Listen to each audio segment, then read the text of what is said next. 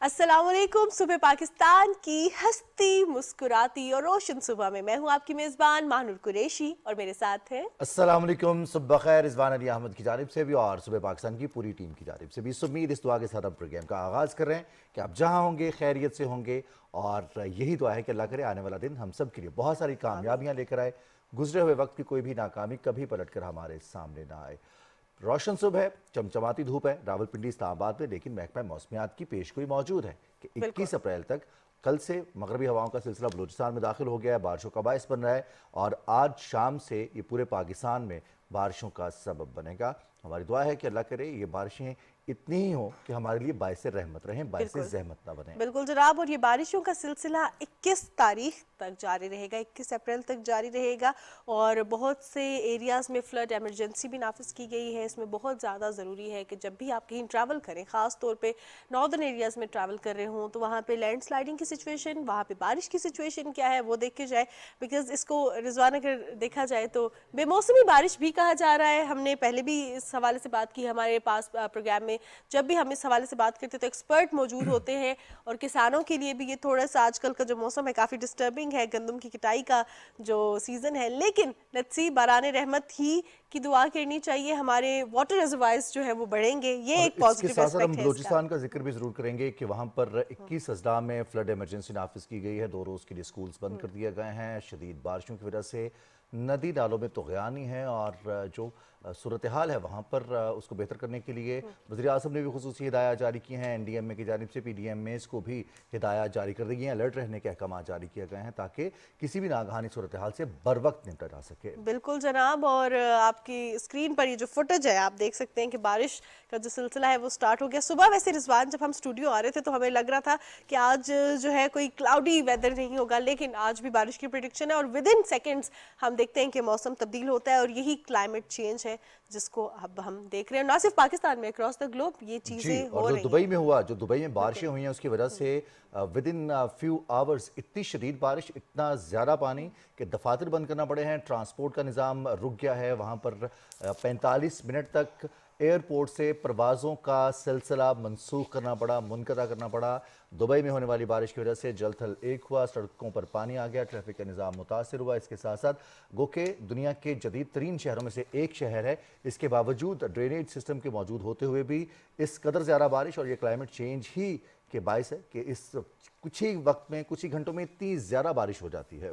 बिल्कुल जनाब, और जहाँ पे हम बारिश के हवाले से बात करें, अब ज़रा पाकिस्तान की इकोनॉमी के हवाले से बात करते हैं। पाकिस्तान ना सिर्फ इकोनॉमिकली बल्कि हम देख रहे हैं कि जियो स्ट्रैटेजिकली भी बहुत ज़्यादा फ़ायदे में भी इस वजह से क्योंकि हो रहा है। बिकॉज कुछ जो पहले सिचुएशन थी रिजवान, जब हम प्री इलेक्शन ट्रांसमिशन कर रहे होते थे, प्री इलेक्शन हम बात कर रहे होते थे तो कहा जाता था कि इकोनॉमी पे काम करना है जब भी गवर्नमेंट आएगी, और हमने देखा कि इंटरिम गवर्नमेंट ने भी इस हवाले से बहुत काम किया। अब जब पोस्ट इलेक्शन सिचुएशन है तो अब हमें देख के ये अच्छा भी लगता है और बात करते हुए भी अच्छा लग रहा है, क्योंकि हम जो बीइंग अ पाकिस्तानी इस पे बहुत प्राउड भी फील करते हैं कि पाकिस्तान जो अपने फॉरेन रिलेशंस पे काम कर रहा है, या पाकिस्तान जियो स्ट्रैटेजिकली एक इम्पॉर्टेंट वे में उभर रहा है। और अब हम देख रहे हैं कि डिफरेंट ममालिक के साथ जो पाकिस्तान की कोलैबोरेशंस हैं, डील्स हैं और ये जो मंसूबे हैं, ये अब बहुत से पाया तकमील तक भी पहुंच रहे हैं, बहुत से जो है अंडर पाइपलाइन, और बहुत से मंसूबों की प्लानिंग भी हो रही है। और अगर पाकिस्तान और सऊदी अरब के हवाले से बात की जाए तो बरादराना ताल्लुकात तो हमेशा से रहे हैं, लेकिन इन बरादराना ताल्लुकात के साथ साथ एक दूसरे को बिल्ड करने का जो जज्बा है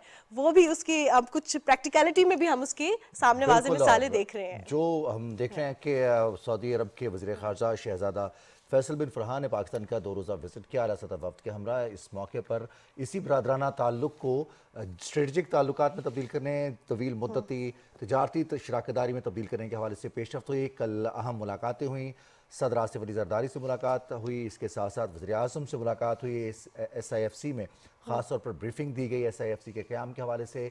फिर मुश्तरका प्रेस कॉन्फ्रेंस भी की गई दोनों वज़ीर ख़ारजा की जानिब से, जिसमें पाकिस्तान की नुमाइंदगी की वज़ीर ख़ारजा इसहाक़ डार ने और सऊदी अरब की नुमाइंदगी की वज़ीर ख़ारजा शहज़ादा फैसल बिन फरहान ने। और जो कल पेशरफ्त हुई है उस हवाले से सऊदी वज़ीर ख़ारजा का कहना है कि ये इंतहाई अहम पेशरफ्त है और इसके नतायज चंद माह में सामने आना शुरू हो जाएंगे। बिल्कुल जनाब, और इन मुलाकातों के साथ साथ आपको ये भी बता दूं कि army chief general Asim Munir से सऊदी वजीर खारजा शहजादा फैसल बिन फरहान ने रावलपिंडी में मुलाकात की है। और ISPR के मुताबिक मुलाकात में बाहमी दिलचस्पी के अमूर और मुख्तलिफ शोबों में जो दो तरफा ताउन का फ़रोग है इसके हवाले से तबादला ख्याल भी किया गया है।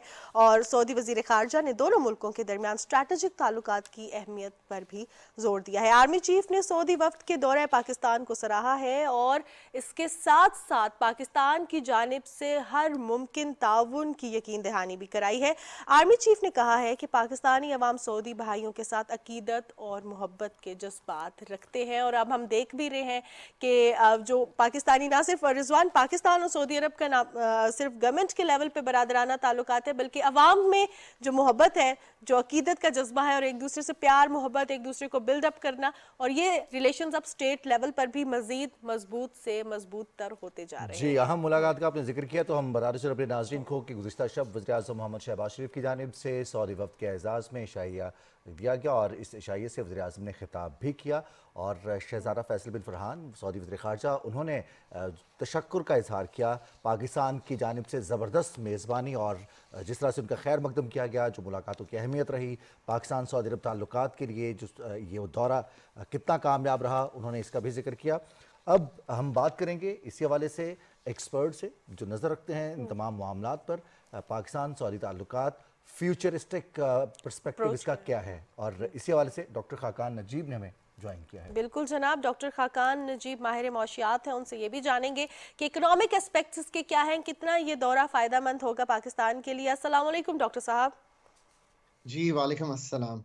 डॉक्टर साहब, ये जो दौरा है और हम देखते हैं कि सऊदी अरब और पाकिस्तान के हमेशा से बरादराना ताल्लुकात तो रहे हैं, लेकिन इसका जो इकोनॉमिक एस्पेक्ट है, इकोनॉमिक डेवलपमेंट पाकिस्तान की और ख़ित्ते में दूसरे ममालिक के साथ मिलकर चलना, पाकिस्तान में इंफ्रास्ट्रक्चर डेवलप करना, उसमें ये दौरा कितना अहम साबित होगा? देखिए, अगर आप इस विजिट को देखें, एक तो इम्प्रेसिव डेलीगेशन था, एनर्जी मिनिस्टर, उनके फॉरेन मिनिस्टर, उनके ज़राअत के मिनिस्टर, एनवायरनमेंट के मिनिस्टर, सो सारे जो इम्पोर्टेंट लोग थे वो मौजूद थे। आई थिंक पाकिस्तान के लिए ये इसलिए स्ट्रेटिजिकली इम्पोर्टेंट भी है कि हम पहली दफ़ा ये कह रहे हैं कि हम डेट नहीं मांग रहे लोगों से, यानी कि कर्ज नहीं मांग रहे, बल्कि पाकिस्तान को as an investment destination pitch करने की कोशिश करें। I think that's a good break for Pakistan, because ये पाकिस्तान को खित्ता अर्ज पे एक डिफरेंट तरह प्रोजेक्ट करने का ही एक अच्छा नैरेटिव है। आई think that's the important part. अब अगर आप इसको आगे देखें तो ऑब्वियसली पाकिस्तान को एक FDI, जिसको हम फॉरेन डायरेक्ट इन्वेस्टमेंट कहते हैं, या इन्वेस्टमेंट इन जनरल जो है वो चाहिए, इसलिए कि हम अपना जो इन्वेस्टमेंट टू GDP रेशियो है, यानी कि हम अपना जो कमाते हैं उसका कितना खर्च करते हैं इन्वेस्टमेंट में, including FDI, domestic investment and public sector investment, इन तीनों को मिलाकर इसको बढ़ाना चाहते हैं। उसकी वजह यही है कि हम अपना शराय नमू यानी कि अपनी ग्रोथ बढ़ाएं और उससे एम्प्लॉयमेंट अपॉर्चुनिटीज क्रिएट हों। मैंने हमेशा कहा है कि पाकिस्तान में rocks and crops, which means mines and minerals and agriculture, ये दो ऐसे एरियाज हैं जो फ्यूचरिस्टिक भी हैं और पाकिस्तान के लिए एक ज़र मुबादला कमाने का एक बड़ा जो साबित हो सकते हैं। इससे क्या मतलब है? देखिए, आपके पास एग्रीकल्चर लैंड बहुत सी मौजूद है जो आपको कल्टिवेट करनी है, आपको मैकेनाइजेशन, कॉर्पोरेट फार्मिंग, अगर आप ये सारे काम करेंगे और अपनी एग्रीकल्चर जो एग्जिस्टिंग है उसको सेकंड ग्रीन रेवोल्यूशन के थ्रू इम्प्रूव करेंगे, तो आपको जो पैदावारी सलाहियत की बेहतरी है वो क्रॉप्स में, जो मेन क्रॉप्स हैं आपकी 5, वो दुनिया की जो यील्ड्स हैं उनके अगर करीब ले जाए तो Pakistan would start looking different, exports के मद में भी और पाकिस्तान में सेलिंग की मद में भी। सो ये is an extremely important thing. Of course Balochistan में जिस तरह की मादनियात मौजूद हैं, जिस तरह की पोटेंशियल है, उसको एक्सप्लॉइट करना ओवर द कमिंग ईयर्स, और ये हम कर खुद नहीं सकते बिकॉज ये दुनिया में वही कंपनीज कर सकती हैं जिनको तजर्बा हो ये काम करने का। बैरिक गोल्ड के साथ एक रेकोडेक की जो एंगेजमेंट है 2028 में, इसमें पहला जो कॉपर है वो निकलेगा। अगर वहां पे सऊदी इन्वेस्टमेंट आती है, so that's a good sign for Pakistan. इसी तरह ITES में Pakistan can play some role. Saudi Arabia edtech, education, health में जा रहा है, so maybe that's an area that we can talk to them. फिर energy में पाकिस्तान के पास assets हैं जो पाकिस्तान sell करना चाहता है. इसका मतलब ये है कि हम private sector efficiency लाना चाहते हैं, जिसमें PSO, OGDCL से लेकर डायमीर भाषा डैम तक, there's an array of assets. जहाँ तक मुझे मालूम है बहुत सी चीजें पिच की गई हैं, एक ऑपरेशनल लेवल पे उनको बताया गया है कि हम ये चीजें ब्राउन फील्ड यानी कि जो लगे हुए प्रोजेक्ट्स हैं और जो नए एरियाज हैं जिनकी बात अभी मैंने आपके सामने रखी है. अब आई थिंक वक्त वो है कि अगर $5 अरब पे ही बात होनी है तो उसका एक इम्प्लीमेंटेशन फ्रेमवर्क मैं हमेशा कहता हूं कि अब सामने आना चाहिए, क्योंकि अब हम बहुत अरसे से बात कर रहे हैं. 2019 में भी हिज रॉयल हाइनेस पाकिस्तान आए थे, हमने एक रिफाइनरी की गुफ्तगू की थी. अब शायद वो प्रोजेक्ट जो है it's lost may be it's value, या अगर वो करना है तो हमें एक इम्प्लीमेंटेशन फ्रेमवर्क जरूर सामने आना चाहिए. लास्ट कम्युनिके जो जॉइंट आया था सऊदी अरेबिया से, उसमें $5 बिलियन की बात हुई थी. That's fine.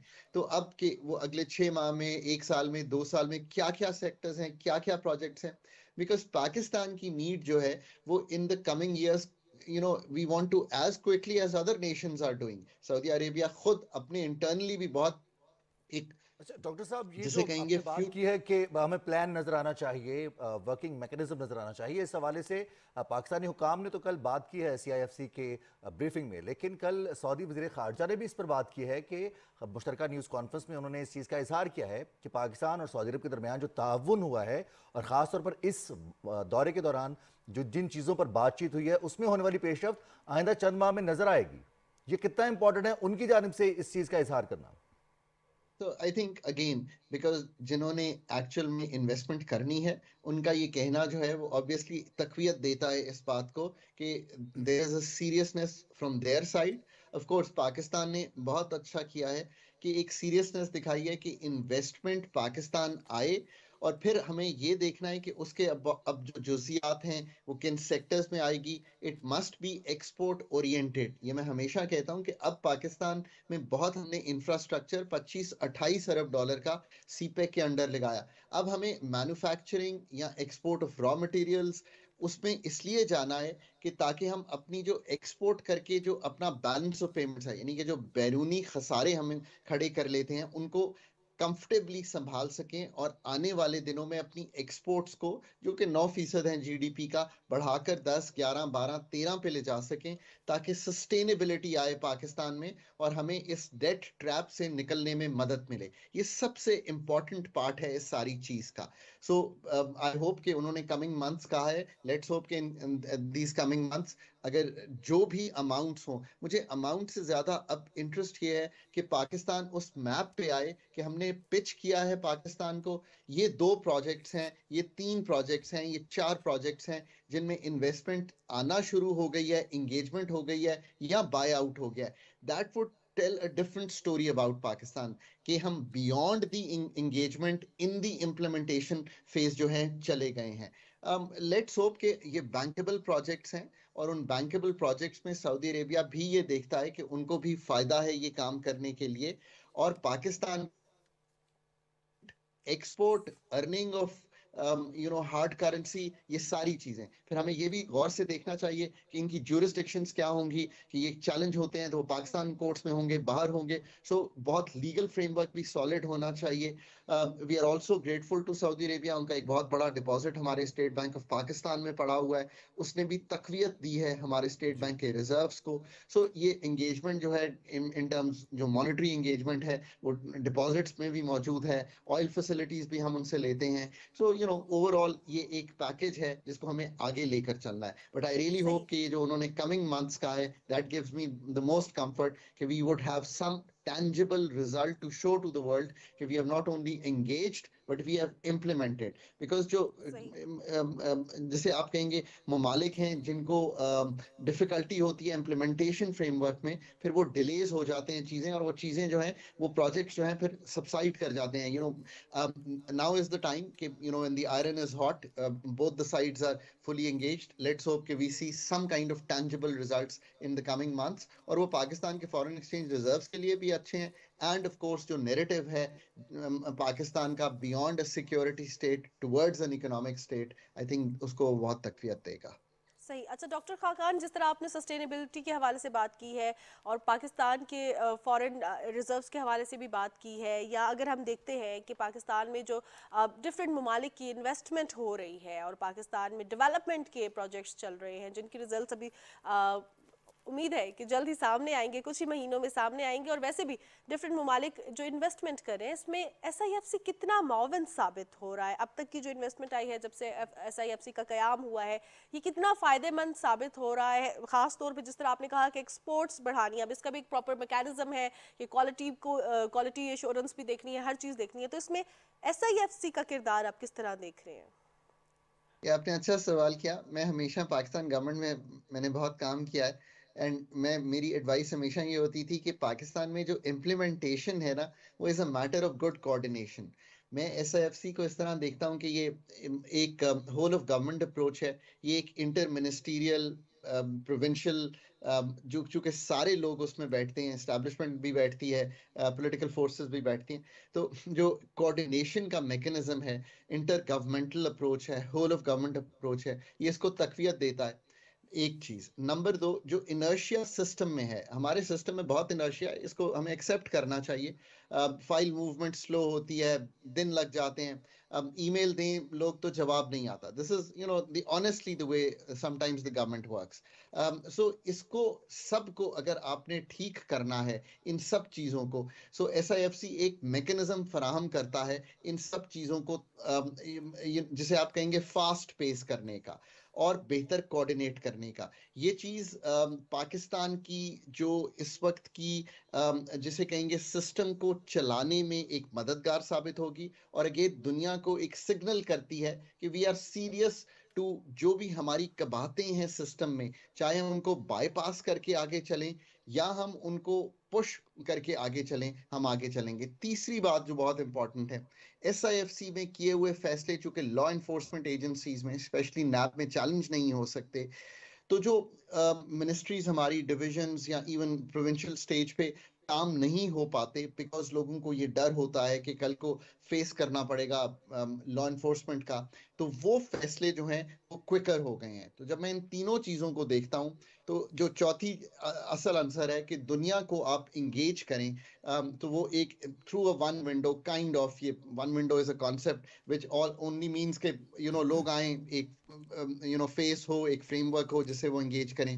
وہ ہو سکتا ہے. So when put all these things together, I think it is a useful framework for Pakistan to take things forward. But میں ہمیشہ کہتا ہوں کہ ان کو پاکستانیوں کو بھی ضرور، یعنی کہ ڈومیسٹک انویسٹمنٹ کو بھی ضرور سپر کرنا چاہیے، پرائیویٹ سیکٹر کو بھی ساتھ لے کر چلنا چاہیے، اور پاکستان کے رولز اینڈ ریگولیشنز کو جتنا ٹھیک کرنا ہے، بیکاز بائی پاس کر کے چلانا ایک حد تک چلایا جا سکتا ہے. اصل کام ہوگا کہ جو ہمیں ڈی ریگولیٹ کرنا ہے، پاکستان کو لبرلائز کرنا ہے تاکہ خود پاکستانی بھی پاکستان میں انویسٹ کر سکیں. جس دن یہ چیز شروع ہوگی تو آپ یاد رکھیے گا joint ventures, F D I, Pakistan 25 crore کا ملک ہے، ایک ڈومیسٹک بھی بہت بڑی مارکیٹ ہے، ایک ینگر پاپولیشن ہے، ایک انگلش سپیکنگ پاپولیشن ہے، ہم ایکسپورٹ کرنے کے لیے بہت سی آئی ٹی ایس اور سروس انڈسٹری میں آگے جا سکیں گے.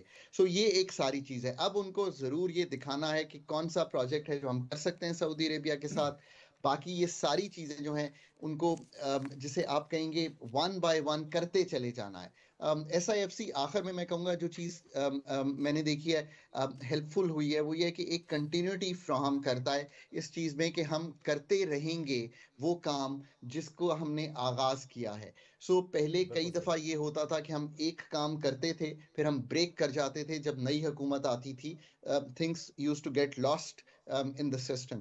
سو اگر پی آئی اے پہ کام شروع کیا ہے تو اس کو ہم کنٹینیو کر رہے ہیں. So think about it that way also کہ ایک اچھا جو کام شروع ہوتا ہے اس کو کنٹینیو کرتا ہے. بٹ دوسری طرف میں یہ بھی کہہ رہا ہوں کہ جو کام ایسے ہو رہے ہیں جیسے اوور ریگولیٹڈ اکانومی ہے اس کو بریک کرنے میں بھی ایس آئی ایف سی کا رول ہو. So in coming months we should see that role. So all in all a good framework for Pakistan. بالکل صحیح. ڈاکٹر صاحب آپ نے جیسے بات کیا کہ کوارڈینیشن میٹر کرتی ہے، اور پھر وزیر اعظم محمد شہباز شریف بھی مساق معیشت کی بات بھی کر چکے ہیں، سیاسی اختلافات ایک سائڈ پر رکھنے کی بات کر چکے ہیں، پارلیمنٹ کے فلور پر انہوں نے اس چیز کا اظہار کیا ہے.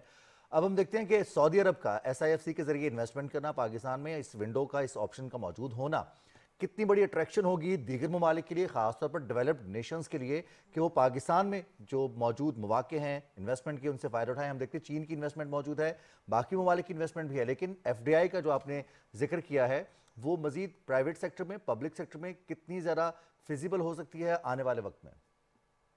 دیکھیے ہمیں پاکستان کو نا بہت غور سے نمبرز بیسڈ سمجھنا ہے. اگر ہم واقعی چاہتے ہیں کہ 3 یا 5 سال میں پاکستان کے نمبر مختلف لگنا شروع ہوں، پاکستان کا investment to G D P ratio, یعنی کہ کتنا ہم انویسٹ کرتے ہیں of the overall G D P, وہ اس وقت 14% بھی نہیں ہے. آپ کا جو بہترین دوست ہے جس نے آپ کی ساتھ سی پیک کیا ہے، اس کا investment to G D P یعنی کہ وہ اپنے جتنا کماتا ہے 1/3 سے زیادہ، یعنی کہ 30 to 35% investment to G D P ہے چائنا میں. یہ کی جز ہے کہ وہ 5 سے 8% کی گروتھ ہر سال دکھاتا ہے. اب جی so let's work with number. So S I F C کو ایک ہمیں ایک فریم ورک میں یہ لانا چاہیے کہ یہ جو پاکستان کا 14% بھی investment to G D P نہیں ہے، اس کو کیسے 18% اگلے 3 سال میں لے کر جانا ہے. اس میں ایف ڈی آئی میٹر کرے گی بیکاز وہ ایک جز ہے. سو ایف ڈی آئی کے لیے اب ایک کوشش سعودی عربیہ سے ہوئی ہے. آئی ایم شیور کہ اسی طرح کی کوشش ہم یو اے ای سے کر سکتے ہیں بہت کلیئرلی، بیکاز وہ بھی sovereign wealth funds Middle East میں رچ ہیں، پیسوں میں وہ رچ ہیں، فنڈنگ میں وہ رچ ہیں، آئل منی میں. So they can invest in Pakistan. That's the other place. پھر سملرلی قطر. یہ میں ان ملکوں کا ذکر اس لیے کہہ رہا ہوں and combine that with China.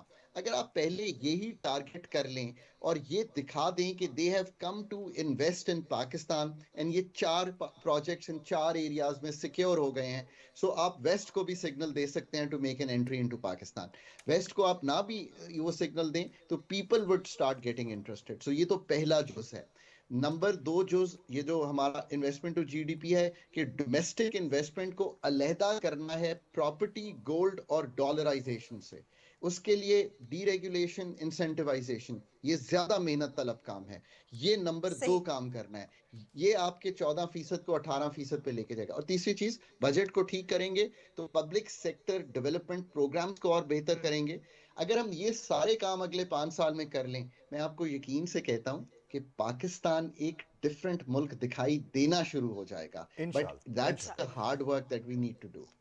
Doctor صاحب ایک اور سوال بھی آپ سے جاننا چاہوں گی. آپ ماہر معاشیات ہیں اور ہم دیکھتے ہیں کہ اکانومی اور ڈیفنس کہیں نہ کہیں یہ انٹر ریلیٹڈ ہوتے ہیں. سعودی وزیر خارجہ کا پاکستان کا دورہ اور آج وزیر دفاع اعلیٰ سطحی وفد کے ہمراہ پاکستان دورہ کریں گے اور اس کے ساتھ ساتھ آرمی چیف سے ملاقات بھی کریں گے جس میں دفاع کے ڈفرینٹ منصوبوں اور مشقوں کے حوالے سے بات چیت بھی ہوگی. اب ایسے میں یہ کتنا امپورٹنٹ ہے؟ ایک طرف ہم دیکھ رہے ہیں اکانومی کو بلڈ اپ کیا جا رہا ہے، دوسری طرف اوبویسلی اکانومی بھی ڈائریکٹلی ریلیٹڈ ہوتی ہے ڈیفنس کے ساتھ ساتھ. جتنی کسی ملک کی اکانومی اسٹرانگ ہوگی اس کا اتنا ہی ڈیفنس بھی اسٹرانگ ہوگا. یہ کتنا امپورٹنٹ ہے پاکستان کے لیے؟ کیونکہ اکانومی کے ساتھ ساتھ اپنے ڈیفنس پہ کام کرنا، پھر جیو اسٹریٹجیکلی ایک ہم دیکھتے ہیں کہ پاورفل اسٹیٹ ہو کر ابھرنا، اور اس سچویشن میں پوسٹ الیکشن نئی گورنمنٹ ہے، یہ کتنا ضروری ہے پاکستان کے لیے؟ پاکستان کی جیو اسٹریٹجک اہمیت سے تو آپ بالکل انحراف نہیں کر سکتے، ایک بالکل. بات. اور اس چیز سے بھی آپ انحراف نہیں کر سکتے کہ پاکستان مسلم ممالک میں کلیدی حیثیت رکھتا ہے، اس کے بھی آپ انحراف نہیں کر سکتے. تیسری چیز، آپ پاکستان نے ڈیفنس اور ڈیفنس پروڈکشن میں کام کیا ہے، اور ہم نے جے ایف تھنڈر جو ہے ہمارا، وہ افریقہ میں آئی تھنک ہم نے سیلز بھی کی ہیں، and other products. So I think تینوں لیول پہ انگیجمنٹ ہونی چاہیے، اسپیشلی گیون 2 بیک ڈراپس. ایک بیک ڈراپ یہ ہے کہ اس وقت جو بھی پیلسٹین میں ہو رہا ہے اس پہ ضرور بات چیت ہونی ہے. کل بھی دونوں ممالک کا آپ نے دیکھا کہ اسٹیٹمنٹ جو ہے اس سے جذبات جو مسلم ممالک ہیں وہ ابھر کر جی سامنے آتے ہیں. سو آئی تھنک کہ you talk about that, and at least raising the voice, raising the matter is always extremely important. So اس پہ بات ہونی چاہیے. پھر of course جو skirmishes ایران کے ساتھ ہوئی ہیں، کیونکہ جب بھی جو خطہ ہے اس میں skirmishes بھی ہوتی ہیں، ان کو آپ skirmishes کہہ لیجئے، تو ایک ڈسٹربنس آتی ہے، ایک ڈسکمفرٹ آتا ہے. سو ان سب چیزوں پہ اینڈ پاکستان کا ایکسپورٹ پوٹینشیل آن دا ڈیفense. تو آئی ریئلی ہوپ کہ ان سب چیزوں پہ بات ہو اور ایک اچھا کمیونیکیٹ جو ہے دونوں ممالک جو کہ بہت ہی کلیدی حیثیت رکھتے ہیں دنیا میں، وہ سامنے آئے. بالکل صحیح. بالکل. बहुत शुक्रिया डॉक्टर खाकान साहब आपके कीमती वक्त का। हम पाकिस्तान की इकोनॉमी के हवाले से बात कर रहे थे, जियो स्ट्रैटेजिक हम देखते हैं कि बड़ी इंपॉर्टेंट लोकेशन पे है पाकिस्तान। यहाँ पे जब हम देख रहे हैं दिफा के हवाले से काम हो रहा है, इकोनॉमी के हवाले से काम हो रहा है, और सऊदी अरब के साथ जो बरादराना ताल्लुकात है वो मज़ीद मजबूत हो रहे हैं। जी, और हम बताते चलें अपने नाज़रीन को कि सऊदी वज़ीर ख़ारजा के कामयाब दौरे के बाद सऊदी अरब के मुआवन वज़ीर दिफा पाकिस्तान का दौरा कर रहे हैं, और इस दौरे में वो मुलाकात करेंगे आर्मी चीफ जनरल सहीद आसिम मुनीर से। पाकिस्तान सऊदी अरब के दरमियान तरबियत, मुश्तरका दिफा और दिफाई सलाहियत में इजाफे के हवाले से मौजूद ताउन को मज़ीद कैसे बढ़ाया जाएगा, इस पर तबादला ख्याल होगा। इसके साथ साथ इलाकाई और ख़ित्ते की और आलमी सूरत हाल पर भी गुफ्तगू होगी। ये थी डेवलपमेंट्स पाकिस्तान के हवाले से। और जहां हम बात करते हैं हुकूमती सतह पर, रियासती सतह पर जो इक़दाम किए जाते हैं वो तो फ्रूटफुल होते ही हैं, लेकिन इसके लिए साथ साथ महानूर ज़रूरी ये है कि हम भी इंडिविजुअली या फिर कलेक्टिवली कहीं ना कहीं हम जो लोग आसपास होते हैं उनको इकट्ठा करें और आगे बढ़ने की कोशिश करें। जो ऑप्शंस मौजूद हैं उनको अपॉर्चुनिटीज़ में कन्वर्ट करें, और ऐसे ही लोग, बहुत सारे लोग हमारे आसपास मौजूद हैं। और हमारे साथ आज प्रोग्राम में भी ऐसे लोग मौजूद होंगे, उनसे भी बात करेंगे, लेकिन एक ब्रेक के बाद।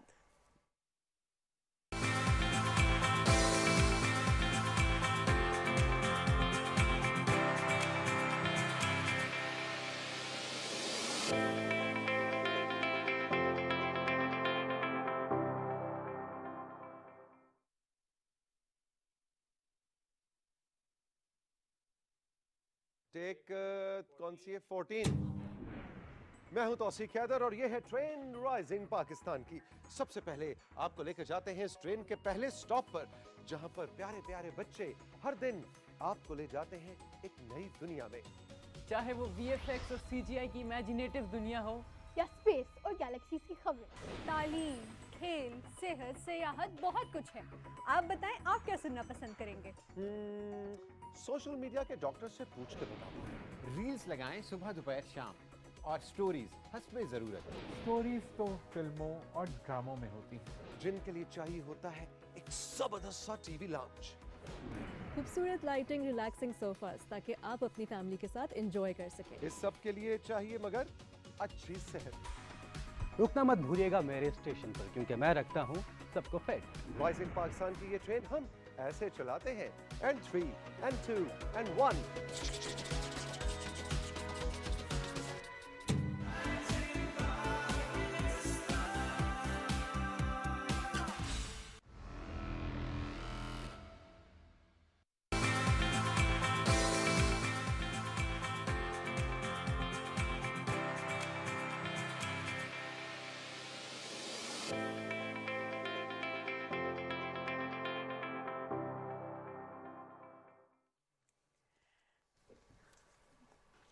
जी जनाब, पहले ही सुबह देख लिया पाकिस्तान आपने। में आपको खुशामदीद कहते हैं, लेकिन चीटिंग होगी है ये। और आपको बता देते हैं कि आज क्या है। आज है 17 अप्रैल, ये तो आप सबको पता होगा।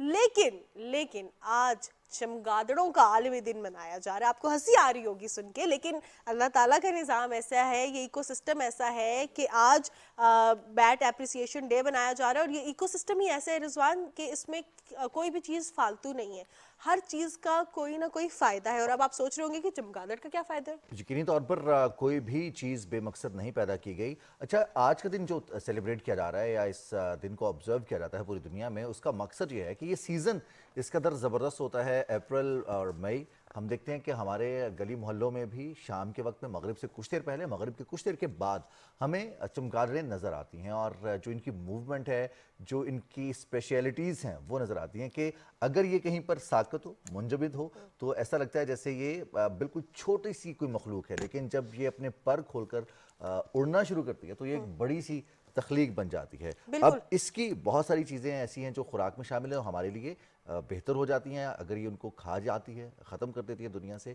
इसके अलावा जो इसको अल्लाह ताला ने जिन सलाहियतों से नवाजा है, उससे इंसान ने बहुत सारी डेवलपमेंट भी की है। बिल्कुल जनाब, जब हम चमगादड़ के हवाले से बात करते हैं, जिस तरह रिजवान ने कहा कि ये बहुत मौवन उनके लिए वेदर होता है, सीज़न बहुत ज़बरदस्त है उनके लिए, क्योंकि वो हाइबरनेशन से उठ के आ जाती हैं, एक्टिव हो जाती हैं। और सबसे ज़बरदस्त जो चमगादड़ों का कमाल है वो ये है कि 1 घंटे में 1000 के करीब मच्छर भी खा सकती हैं।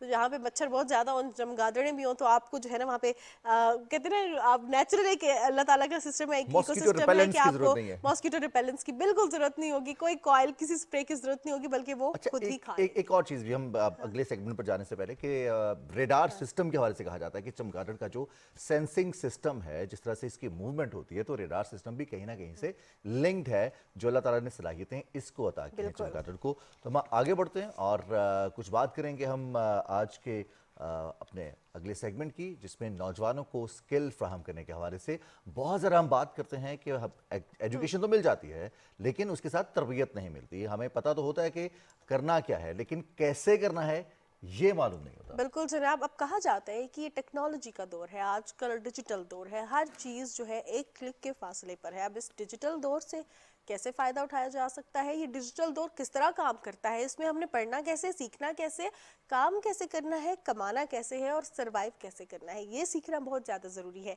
और कुछ ऐसे नौजवान हैं जिन्होंने ये जिम्मेदारी अपने कंधों पर सौंपी है और अपने ऊपर ही सौंप के आगे बढ़े हैं और पाकिस्तान का नाम रोशन कर रहे हैं, और इतना रोशन कर रहे हैं कि उन्हें प्राइड ऑफ पाकिस्तान अवार्ड से भी नवाजा गया है। हम बात कर रहे हैं फहद राजा की, जिन्होंने डिजिटल कश्मीर प्रोग्राम मुतारिफ कराया है और नौजवानों को बाइख्तियार बना रहे हैं, डिजिटल स्किल सिखा रहे हैं और आईटी की ट्रेनिंग भी दे रहे हैं। और फहद राजा ने आज हमें सुबह पाकिस्तान में ज्वाइन किया है। We are so honoured, we are so happy. सबसे पहले तो आपको प्रोग्राम में खुशामदीद कहते हैं। Thank you very much ji for the wonderful introduction. आप लोगों का बहुत शुक्रिया, आप लोगों ने मुझे इन्वाइट किया अपने शो में। कैसा फील होता है फहद जब आप कोई प्राइड ऑफ पाकिस्तान ये अवार्ड मिला? ऑब्वियसली जी, एक हर इंसान का एक ख्वाब होता है कि वो अपने मुल्क का, अपने वालिदैन का, अपने अजीज़ व अकारब का नाम रोशन कर सके, और मेरा ये ख्वाब प्राइड ऑफ पाकिस्तान की सूरत में पूरा हुआ। तो इसको बयान करना मुश्किल है अल्फाज में, लेकिन इतनी खुशी मिली, एक नई किस्म की एनर्जी मिली और मज़ीद उम्मीद पैदा हुई कि अभी मज़ीद काम करना है और अपने मुल्क के लिए कोई ना कोई पॉजिटिव इम्पैक्ट छोड़ के इस दुनिया से जाना। ज़बरदस्त ज़बरदस्त। तो ये बेसिकली डिजिटल कश्मीर प्रोग्राम है क्या, कब इनिशिएट किया, कैसे किया और इसमें क्या क्या एस्पेक्ट्स कवर हो रहे हैं? एक्चुअली डिजिटल कश्मीर प्रोग्राम हमने स्टार्ट किया था, मोबोराइट की एक कैंपेन थी जिसमें हम यूथ ऑफ आज़ाद कश्मीर को एम्पावर कर रहे थे आईटी रिलेटेड स्किल्स के बारे में।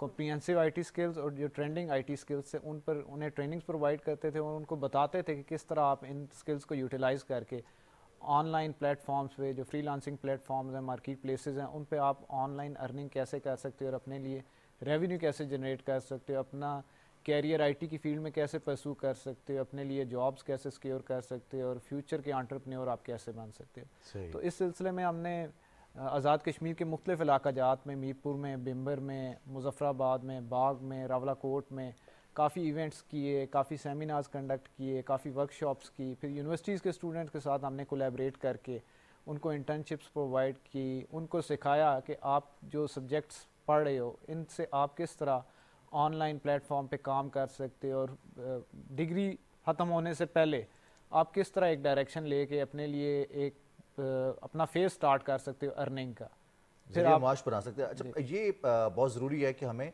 पैसे कमाने का, जहाँ हम तालीम हासिल करते हैं वहाँ पैसे कमाने का तरीका भी सीखें।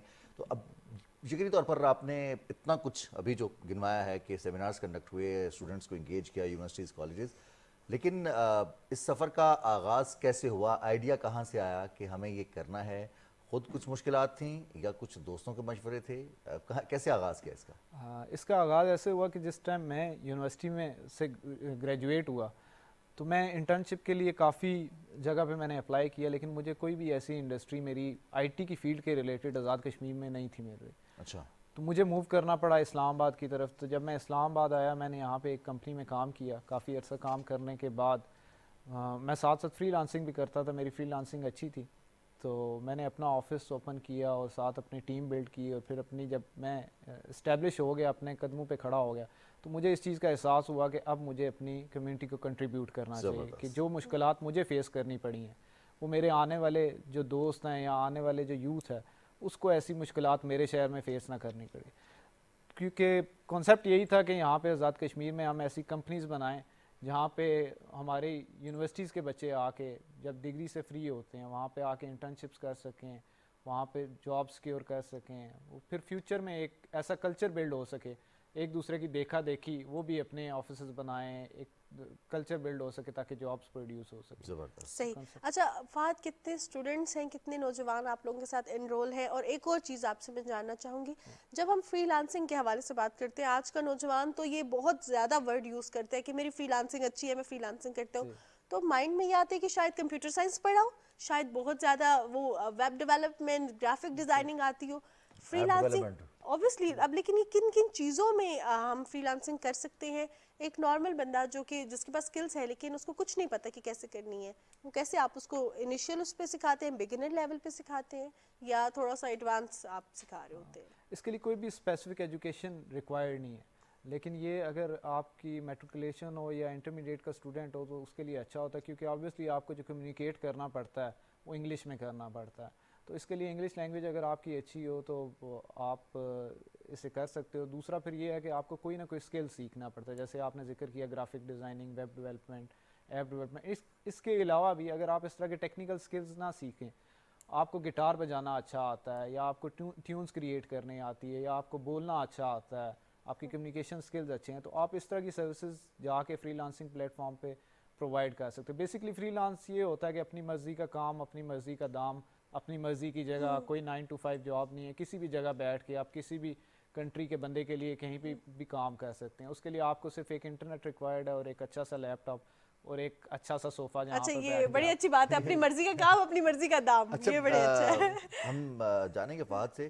फहद, स्टूडेंट्स कहीं ना कहीं इंगेज हो जाते हैं, उनको अपॉर्चुनिटीज़ मिल जाती हैं, उनके लिए स्किल डेवलपमेंट बहुत ज़रूरी है जो स्टूडेंट्स हैं, लेकिन इसके साथ साथ एक अहम फैक्टर है कि हमारी आबादी का बड़ा हिस्सा ख़वातीन पर मुश्तमिल है, और ख़वातीन हमारे कल्चर के मुताबिक उन्हें ज़्यादा फील होता है कि हम घर से कुछ कर लें, हमें ऑफिस ना जाना पड़े, हमें अपने शहर से दूसरे शहर ना जाना पड़े, घर पे बैठे काम मिल जाए तो ज़्यादा अच्छा है। फ्रीलांसिंग में वो ख़वातीन जो जिनकी एजुकेशन ग्रेजुएशन तक है या फिर इंटरमीडिएट मैट्रिकुलेशन तक है, वो कैसे इस्तेफादा कर सकती हैं इससे?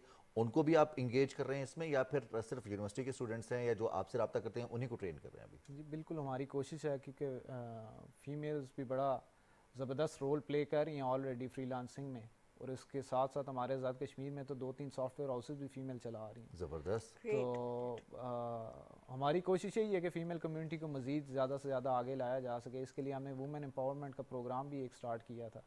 तो ये स्पेसिफिकली यूनिवर्सिटीज़ के स्टूडेंट्स के लिए नहीं है बल्कि पूरे आज़ाद कश्मीर के लिए। हमने ऑनलाइन कुछ ग्रुप्स क्रिएट किए हुए हैं जिसमें अप्रॉक्सीमेटली 5000 प्लस आज़ाद कश्मीर से लोग हैं, और उसमें काफ़ी सारे हमारे ऐसे लोग हैं जो अपनी सक्सेस स्टोरीज़ भी शेयर करते हैं, लोगों की क्यूरीज़ भी सॉल्व करते हैं, उनकी हेल्प भी करते हैं और मोटिवेशन भी प्रोवाइड करते हैं। तो बेसिकली हमारा सारा सिनेरियो यही है कि हम सारी कम्युनिटी को एक प्लेटफॉर्म पे लाएं। ये सोशल मीडिया को जो यूटिलाइज़ कर रहे हैं एंटरटेनमेंट के लिए या उसका मिसयूज़ कर रहे हैं, टाइम वेस्ट कर रहे हैं, उन्हें बताया जाए कि कैसे आप यूट्यूब चैनल्स क्रिएट कर सकते हो, कैसे फेसबुक पे अर्निंग करके, फेसबुक पेज की मोनेटाइजेशन करके आप दूसरों का कंटेंट देखने के बजाय अपना कंटेंट प्रोड्यूस करके उसके थ्रू आप कैसे अर्निंग कर सकते हो। अगर आप जैसे फीमेल हैं, फीमेल्स को मेकअप करना अच्छा आता है या कुकिंग अच्छी आती है, तो उस कुकिंग के थ्रू वो कैसे अपने लिए रेवेन्यू जनरेट कर सकती हैं। एक तो अपने काम को एंजॉय करें, दूसरा ये है कि आप अपने लिए रेवेन्यू कैसे जनरेट कर सकते हो इन प्लेटफॉर्म्स के थ्रू, और आप रोजमर्रा के कामों को ही आप अपने लिए जरिए मुआश भी बना सकते हैं। बिल्कुल, और हम देख रहे हैं कि बहुत से आजकल अफराद ऐसे काम कर भी रहे हैं और प्रॉपर फुल टाइम कर रहे हैं। पहले ये समझा जाता था कि ये part time as a hobby है, लेकिन ये फुल टाइम है, सोर्स ऑफ अर्निंग भी है। तो अब मैं आपसे ये जानना चाहूँगी कि इसका आपने आगे क्या सोचा है? डिजिटल कश्मीर प्रोग्राम तो स्टार्ट कर दिया आप डिजिटल टेक्नोलॉजी के हवाले से, या जो डिजिटल ट्रेनिंग है फ्रीलांसिंग के हवाले से गाइड भी कर रहे हैं नौजवानों को, लेकिन इसका नेक्स्ट एस्पेक्ट क्या है? क्योंकि अक्सर औकात ये होता है कि नौजवान सीख भी लेते हैं, काम भी करते हैं। बहुत से हमारे व्लॉगर्स, बहुत से हमारे वो अफराद जो डिजिटल उस पर काम कर रहे होते हैं प्लेटफॉर्म्स पे, उनको सिक्योरिटी का इशू होता है कि कोई इशू हो गया, उनके सारा जो है सारा सेटअप रिमूव कर दिया गया। कितने व्लॉगर्स हैं जिनके यूट्यूब चैनल हैक हुए, कितने व्लॉगर्स हैं उनकी वीडियोस डिलीट हुई, उनका सारा जो है वो डिलीट कर दिया गया। अब इसमें ऑब्वियसली गूगल के साथ या यूट्यूब के साथ, ये डिफरेंट जो डिजिटल प्लेटफॉर्म्स हैं इनके साथ भी कोई लिंक का फ्यूचर में है माइंड में कि उनके ऑफिसेज में डायरेक्ट आप लोगों की अप्रोच हो ताकि आप अपने कंसर्न्स भी शेयर कर सकें, सिंस उनके पाकिस्तान में तो ऑफिसेज नहीं है? इंशाल्लाह जी, हमारी कोशिश ज़रूर है। ऑब्वियसली जब आपके चैनल इसी वजह से ब्लॉक होते हैं या आपके अकाउंट इसी वजह से डिसेबल होते हैं जब आप उनकी कोई पॉलिसी वायलेट करते हो, तो بعض اوقات ایسا بھی ہوتا ہے کہ آپ کوئی پالیسی وائلیٹ نہیں کرتے ہو پھر بھی آپ کے اکاؤنٹ ریسٹرکٹ ہو جاتے ہیں. تو جب آپ کی ان سوشل میڈیا پلیٹ فارمز پہ یا جو بھی فری لانسنگ مارکیٹ پلیسز ہیں ان پہ پریزنس اتنی اسٹرانگ ہوگی تو پھر آپ اس کیپیبل ہوگے کہ آپ ان کو ای میل کرو گے تو وہ آپ کو اچھا رسپانس بھی دیں گے. تو ہماری کوشش یہی ہے کہ زیادہ سے زیادہ ویل ریپیوٹیڈ جو سیلرز ہیں یا وی لاگرز ہیں یا ان کو اس پلیٹ فارم پہ لایا جائے جن کی ریپوٹیشن اچھی ہے, جن کے فالوورز اچھے ہیں, کیونکہ ان کی بات سنی جاتی ہے. تو پھر جب یہاں پہ ہیومن ریسورس اتنا پروڈیوس ہوگا, اتنے لوگ اسکلفل لوگ ہوں گے تو باہر کی کمپنیز بھی آئیں گی, یہاں پہ جابس پروڈیوس ہوں گے, ان کا ایک ہب بن جائے گا. اور پھر جو ان کے ہیڈ آفیسز ہیں وہ بھی ہمارے سے کمیونیکیٹ میں رکھیں گے, کمیونیکیشن رکھیں گے, اور ہمارے لوگ بھی ان آفیسز میں جائیں گے, ہائرنگ ہوگی. تو اس طرح ایک نیٹ ورک بھی بلڈ ہوگا اور ہمارے لیے بھی آسانی ہوگی کہ اس طرح کے جو ایشوز آئیں گے وہ سالو کرنے میں ہمیں بھی تھوڑا سا ہے. تو وقت ضرور لیں گے, یہ چیزیں ٹائم لیں گی, لیکن انشاءاللہ امید ہے کہ آغاز کیا تو انشاءاللہ یہ اپنی منزل تک بھی پہنچے گا پروجیکٹ. فہد, بہت سارے لوگ جب ہم سکلز کی بات کرتے ہیں موجود ہوتے ہیں سکلز, جیسے ہم اگر مانور سے پوچھیں تو مانور بہت سارے ایسے سکلز ہوں گے جو ابھی بیٹھے بیٹھے گنوا دیں گے یہ سکلز ہیں میرے پاس. لیکن جب ہم ان سکلز کو بہت سارے نوجوانوں کو جو یونیورسٹی سے گریجویٹ ہیں, گھر پہ موجود ہیں خواتین, ان سے پوچھیں اپنا کچھ سکل بتا دیں تو وہ اپنے سکل کو ڈاؤٹ کرنا شروع کر دیتے ہیں. کچھ موٹیویشن کا, کچھ ان کو کانفیڈنس دینے کے حوالے سے آپ اپنے سیمینارز میں یا اپنی ٹریننگ پروگرام میں اس چیز کو بھی حصہ بناتے ہیں کہ نوجوان اپنے آپ کو پہچان سکیں کہ ان کے اندر سکل کون سا موجود ہے اور پھر اس کو فلرش کر سکیں. بالکل جی, ایسی ہم کوشش اکثر کرتے رہتے ہیں. کافی سارے مینٹورشپ کے ہم سیشنز بھی رکھتے ہیں, اویئرنیس سیشنز بھی رکھتے ہیں. سیمینارز کے اندر بھی اس چیز کو ہم کافی اس چیز پہ انفلوئنس کرتے ہیں کہ اپنے اندر کانفیڈنس رکھیں. جو بھی اللہ تعالیٰ نے آپ لوگوں کو صلاحیتیں دی ہوئی ہیں, صرف ان صلاحیتوں کو آپ نے ان کی کھوج لگانی ہے, اور وہ کھوج لگاتے ہوئے بندے کو تھوڑا سا ٹائم ضرور اپنے اوپر سپینڈ کرنا پڑتا ہے. اگر آپ اتنی جلدی مایوس ہو جائیں گے تو وہ جو آپ کی کریٹیوٹی قدرت کی طرف سے آپ کو ملی ہے, جو کوئی سکل آپ کو قدرت کی طرف سے ملا ہوا ہے, یا کوئی آپ نے فیلڈ ڈائیورٹ کر لی بہت جلدی, تو پھر کہیں جب بندہ بڑھاپے میں جاتا ہے تو پھر اسے خیال آتا ہے یار یہ میرے اندر سکل تھا, یا اپنے بچوں کو بتا رہا ہوتا ہے کہ یہ بھی میں کر سکتا تھا, یہ میرا ٹیلنٹ تھا لیکن میں نے اس سے فائدہ نہیں اٹھایا. لیکن فہد, ایک اور چیز میں آپ سے جاننا چاہوں گی, اب آپ نے دیکھیں خود ایز اے اسٹرگلر بھی کام کیا, پھر آپ نے خود سیٹ اپ بھی اسٹارٹ کیا. ہم دیکھتے ہیں کہ انٹرنیشنلی لوگ ہر 5 سال بعد اپنی جاب بھی چینج کر رہے ہوتے ہیں, اپنی سکلز کو بھی اپ گریڈ کر رہے ہوتے ہیں, نئی نئی چیزیں سیکھ بھی رہے ہوتے ہیں. تو بیسکلی کیا اب ہمارا سیٹ اپ یہ ہے کہ ہم جو ایشین کنٹریز کے لوگ ہیں یہ ایک ہی پروفیشن میں رہتے ہیں, اگر کوئی میڈیکل میں ہے تو وہ ڈاکٹر ہی رہے گا, وہ جو ہے ہیلتھ وہ اس مینجمنٹ میں نہیں آئے گا, وہ اپنی ہی اس فیلڈ میں رہے گا. اسی طرح ہے جس طرح میڈیا پرسنز ہیں وہ اسٹل اسی فیلڈ میں رہتے ہیں.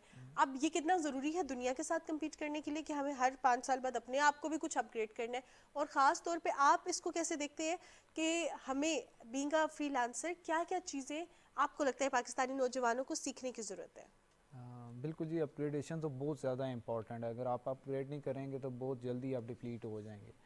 تو آبویسلی جو آج کل نیو ٹیکنالوجیز آ رہی ہیں, machine learning, artificial intelligence, Python. جی بہت شکریہ فہد راجہ, آپ ہمارے ساتھ موجود رہے, اور یہ وہ تمام چیزیں ہیں جو ہمارے سب کے لیے سیکھنا بہت زیادہ ضروری. ہم سیکھیں گے تو آگے بڑھیں گے. بالکل جناب, اور اب جو ہے ہم نیوز بریک کی جانب بڑھتے ہیں. جی, صبح پاکستان میں نیوز بریک کی جانب بڑھیں گے, اس کے بعد واپس آئیں گے تو کچھ مزید سیگمنٹس ہیں آج کے پروگرام میں.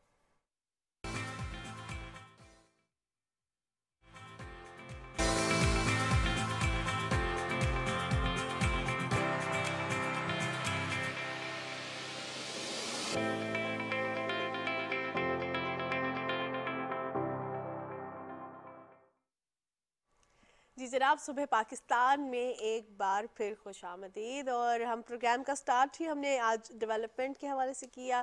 پہلے ہم نے پاکستان سعودی عرب کے ریلیشن شپ کے حوالے سے بات کی. اب رخ کرتے ہیں پاکستان اور چائنا کے برادرانہ تعلقات کے حوالے سے. دوستی بے مثال ہے پاکستان اور چین کی, اور اس دوستی کا ہم دیکھ رہے ہیں کہ بہت ڈفرینٹ سے پروجیکٹس بھی پاکستان میں رن کیے جا رہے ہیں. ایسے زبردست انفراسٹرکچر کے پروجیکٹس رن کیے جا رہے ہیں, لیکن انفراسٹرکچر کے ساتھ ساتھ کلائمیٹ چینج کو بھی مد نظر رکھا جا رہا ہے. کلین اور گرین پاکستان کے انیشیٹیوز کے ساتھ ہم دیکھ رہے ہیں کہ پاکستان اور چائنا کے درمیان بڑے زبردست سے ٹیکنالوجی کے ذریعے ایسے پروجیکٹس لانچ کیے جا رہے ہیں جو کہ پورے خطے میں, نہ صرف چائنا اور پاکستان بلکہ پورے ریجن کے لیے بہت زیادہ فائدہ مند ثابت ہوں گے. بالکل, آپ اسی کو کنٹینیو کیجیے گا, لیکن ہم بات کرتے ہیں کہ کلائمیٹ چینج کی آپ نے بات کی نا, تو بہت سے لوگوں کے ذہن میں آتا ہے کہ اس سے نمٹنے کے لیے ہمیں شاید शजरकारी की ज़रूरत है, हमें दरख्त लगाने की ज़रूरत है, लेकिन जिस तरफ आप इशारा कर रही हैं, अगर मैं गलत नहीं समझा तो वो छोटे पौधों का जिक्र। बिल्कुल जनाब, और मैं जिक्र कर रही हूँ प्लांटेशन के हवाले से जिनकाओ टेक्नोलॉजी के ज़रिए। और चाइना एक दफ़ा फिर आया है पाकिस्तान के साथ कोलैबोरेट करने के लिए, और हम देख रहे हैं कि पाकिस्तान और चाइना की दोस्ती तो हर एस्पेक्ट पे, चाहे वो डेवलपमेंट सेक्टर है, एनर्जी है, रेल एंड रोड इंफ्रास्ट्रक्चर है, लेकिन अब हम देखते हैं कि प्लांटेशन के हवाले से भी एक बहुत ज़बरदस्त इकदाम किए जा रहे हैं। और ये कल यानी कि 18 अप्रैल को chairman China international development corporation agency Pakistan आएंगे, और ये जो दौरा होगा इसमें 3 साला प्रोजेक्ट जिनकाओ, इसके हवाले से बात की जाएगी, जिसमें चाइनीज़ माहिरीन इस टेक्नोलॉजी के ज़रिए पाकिस्तान में प्लांटेशन करेंगे। पाकिस्तान उनको बेसिकली जो है मावनत भी फराहम करेगा, जगह फराहम करेगा। इसके साथ साथ पाकिस्तान के एक असिस्टेंट भी उनके साथ होंगे, टीम लीडर होंगे चाइना के, एक्सपर्ट्स होंगे चाइना के, इंटरप्रेटर भी होंगे चाइना के, और वो जिनकाओ टेक्नोलॉजी के ज़रिए ऑब्वियसली जिससे हमारे क्लाइमेट को बहुत ज़्यादा फ़ायदा होगा। जो हम देख रहे हैं कि फ्लड्स वगैरह की सिचुएशन है ये कम होगी, और इसके साथ साथ ये एक ऐसी लेटेस्ट टेक्नोलॉजी है कि जो कि पूरी दुनिया में इस पर बात भी की जा रही है। तो हम भी इस हवाले से, हमारे पास एक रिपोर्ट भी है, वो देख लेते हैं और उसके बाद वापस आएंगे। 18 अप्रैल को chairman of China international development corporation agency के सरबराह पाकिस्तान का दौरा करेंगे। इस मौका पर पाकिस्तान और चीनी हुकूमत के दरमियान जिनकाओ प्लांटेशन प्रोजेक्ट पर अमल दरामद मंसूबा पर दस्तखत होंगे। जिनकाओ प्लांटेशन प्रोजेक्ट अमल दरामद प्लान के मुताबिक 3 साला मंसूबा मुख्तलिफ मराहिल पर मुश्तमिल होगा, जिसमें चीनी माहिरीन पाकिस्तान में ट्रेनिंग फराहम करेंगे। इस दौरान ये भी तय किया जाएगा कि जिनकाओ प्लांटेशन प्रोजेक्ट के लिए कौन सी जमीन बेहतर रहेगी। दस्तावेजात के मुताबिक जमीन का तयन होने के बाद प्लांटेशन का फैसला किया जाएगा। इस टेक्नोलॉजी से मुतालिक चीनी माहिरीन पाकिस्तान में तरबियत फराहम करेंगे। जिनकाओ प्लांटेशन चीन की जदीद टेक्नोलॉजी है जो चीनी हुकूमत की ताउन से पाकिस्तान में मुतारिफ करवाई जाएगी। जिनकाओ मंसूबे के लिए पाकिस्तान जमीन फराहम करने के साथ साथ अमले को सिक्योरिटी फराहम करेगा। इस प्रोजेक्ट पर तमाम तर तकनीकी ताउन चीनी हुकूमत फराहम करेगी, जबकि इस 3 साला मश्क पर अखराजात भी चीन अदा करेगा। जिनकाओ चीन की जानिब से जदीद टेक्नोलॉजी मुतारिफ करवाई गई है, जो प्लांटेशन के साथ साथ मौसमियाती तब्दीलियों में काफी मौसर और हैरत अंगेज नताइज दे रही है। इस माहौल दोस्त टेक्नोलॉजी के जरिए मशरूम की पैदावार और जानवरों की खुराक के हुसूल के अलावा तवानाई की जरूरियात भी पूरी की जा सकती हैं। हसन फारूक की एक तफसीली रिपोर्ट आपने देखी है जिनकाओ प्लांटेशन, और इस टेक्नोलॉजी के हवाले से कल से इसका आगाज़ होगा और 3 साल ये मंसूबा है।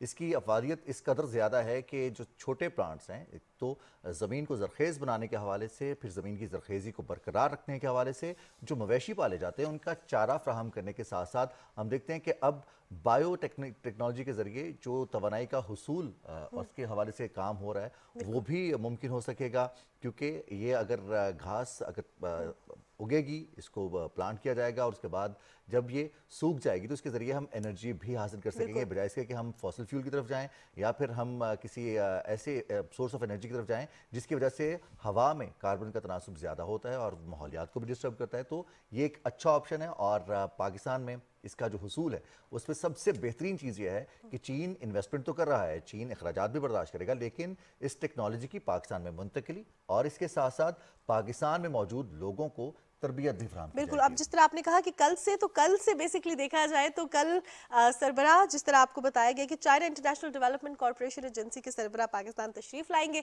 तो वही बात है कि जब वो पाकिस्तान तशरीफ लाएंगे तब से ही हम इस चीज़ की उम्मीद करते हैं कि तैयारी से, और तैयारी के हवाले से जिस तरह आपने कहा शुरू कर दी, तो बड़ा एक्सटेंसिव प्लान पाकिस्तान के साथ शेयर किया गया है, और उसमें तमाम चीज़ों को सिर्फ प्रोजेक्ट के हवाले से नहीं बल्कि इस जिनकाओ टेक्नोलॉजी की सस्टेनेबिलिटी, जो इसमें टेक्नोलॉजी इस्तेमाल होगी, उसके स्पेयर पार्ट से लेके उसकी टेक्निकल टीम से लेके उनकी खास तौर पे ट्रेनिंग के हवाले से एक एक चीज़ उसमें बताई गई है कि ये किस तरह प्रोजेक्ट चलेगा, कितने एक्सपर्ट्स आएंगे, फिर शॉर्ट टर्म कितने टाइम के लिए एक्सपर्ट्स आएंगे, और ये टेक्नोलॉजी किस तरह पाकिस्तान को बेनिफिट करेगी और किस तरह ये खित्ते में, खासतौर पे जब हम क्लाइमेट के हवाले से बात करते हैं तो वो एक स्पेसिफिक एरिया नहीं होता, वो पूरे रीजन को फ़ायदा भी दे रहा होता है, नुकसान भी दे रहा होता है। तो जिनका टेक्नोलॉजी के ज़रिए अब ये जो प्लांटेशन होगी, इसका एक एक्सटेंसिव प्लान पाकिस्तान पहले भी पहुंच चुका है। कल सरबराह भी आ जाएंगे, 2 मुल्कों के दरमियान ये जो कोलैबोरेशन है इस पर दस्तखत होंगे और हम उम्मीद करते हैं कि इसी तरह पाक चीन दोस्ती मजीद मजबूत से मजबूत तर होती जाएगी। शोबाजात जिनकी हम बात करते हैं उनमें भी मजीद फ़रोग मिलेगा। मुख्तलिफ शोबाजात में जो कॉपरेशन मौजूद है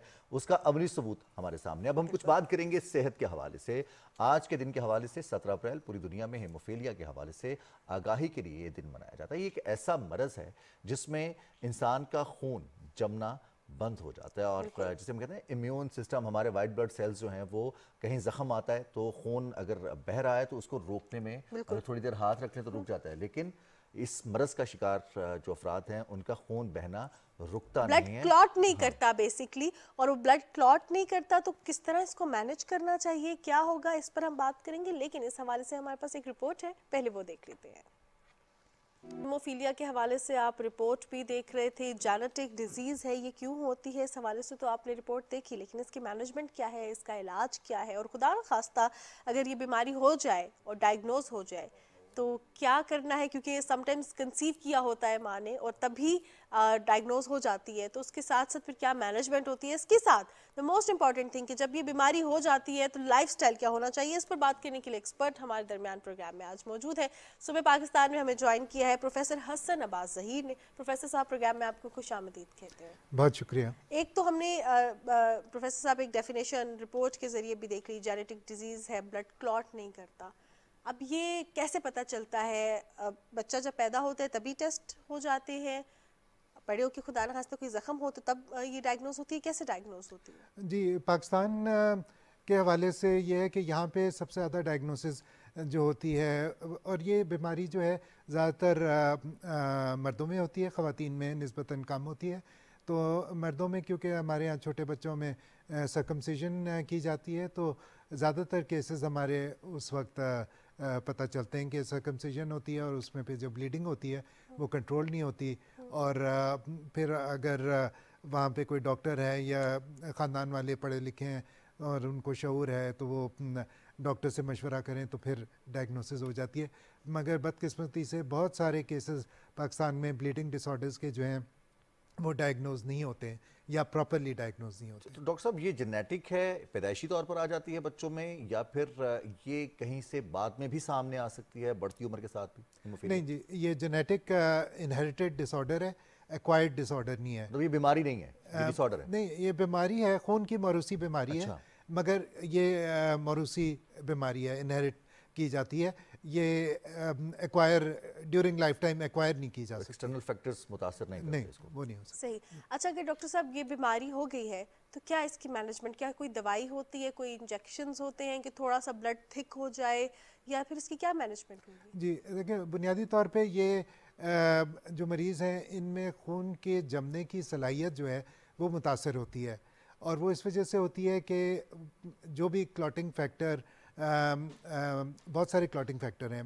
12-13 क्लॉटिंग फैक्टर हैं, उनमें से अगर एक फैक्टर भी या तो डेफिशिएंट हो या ना हो तो उसकी वजह से पूरा क्लॉटिंग का मैकेनिज़्म डिस्टर्ब हो जाता है और ठीक तरह से क्लॉटिंग नहीं होती।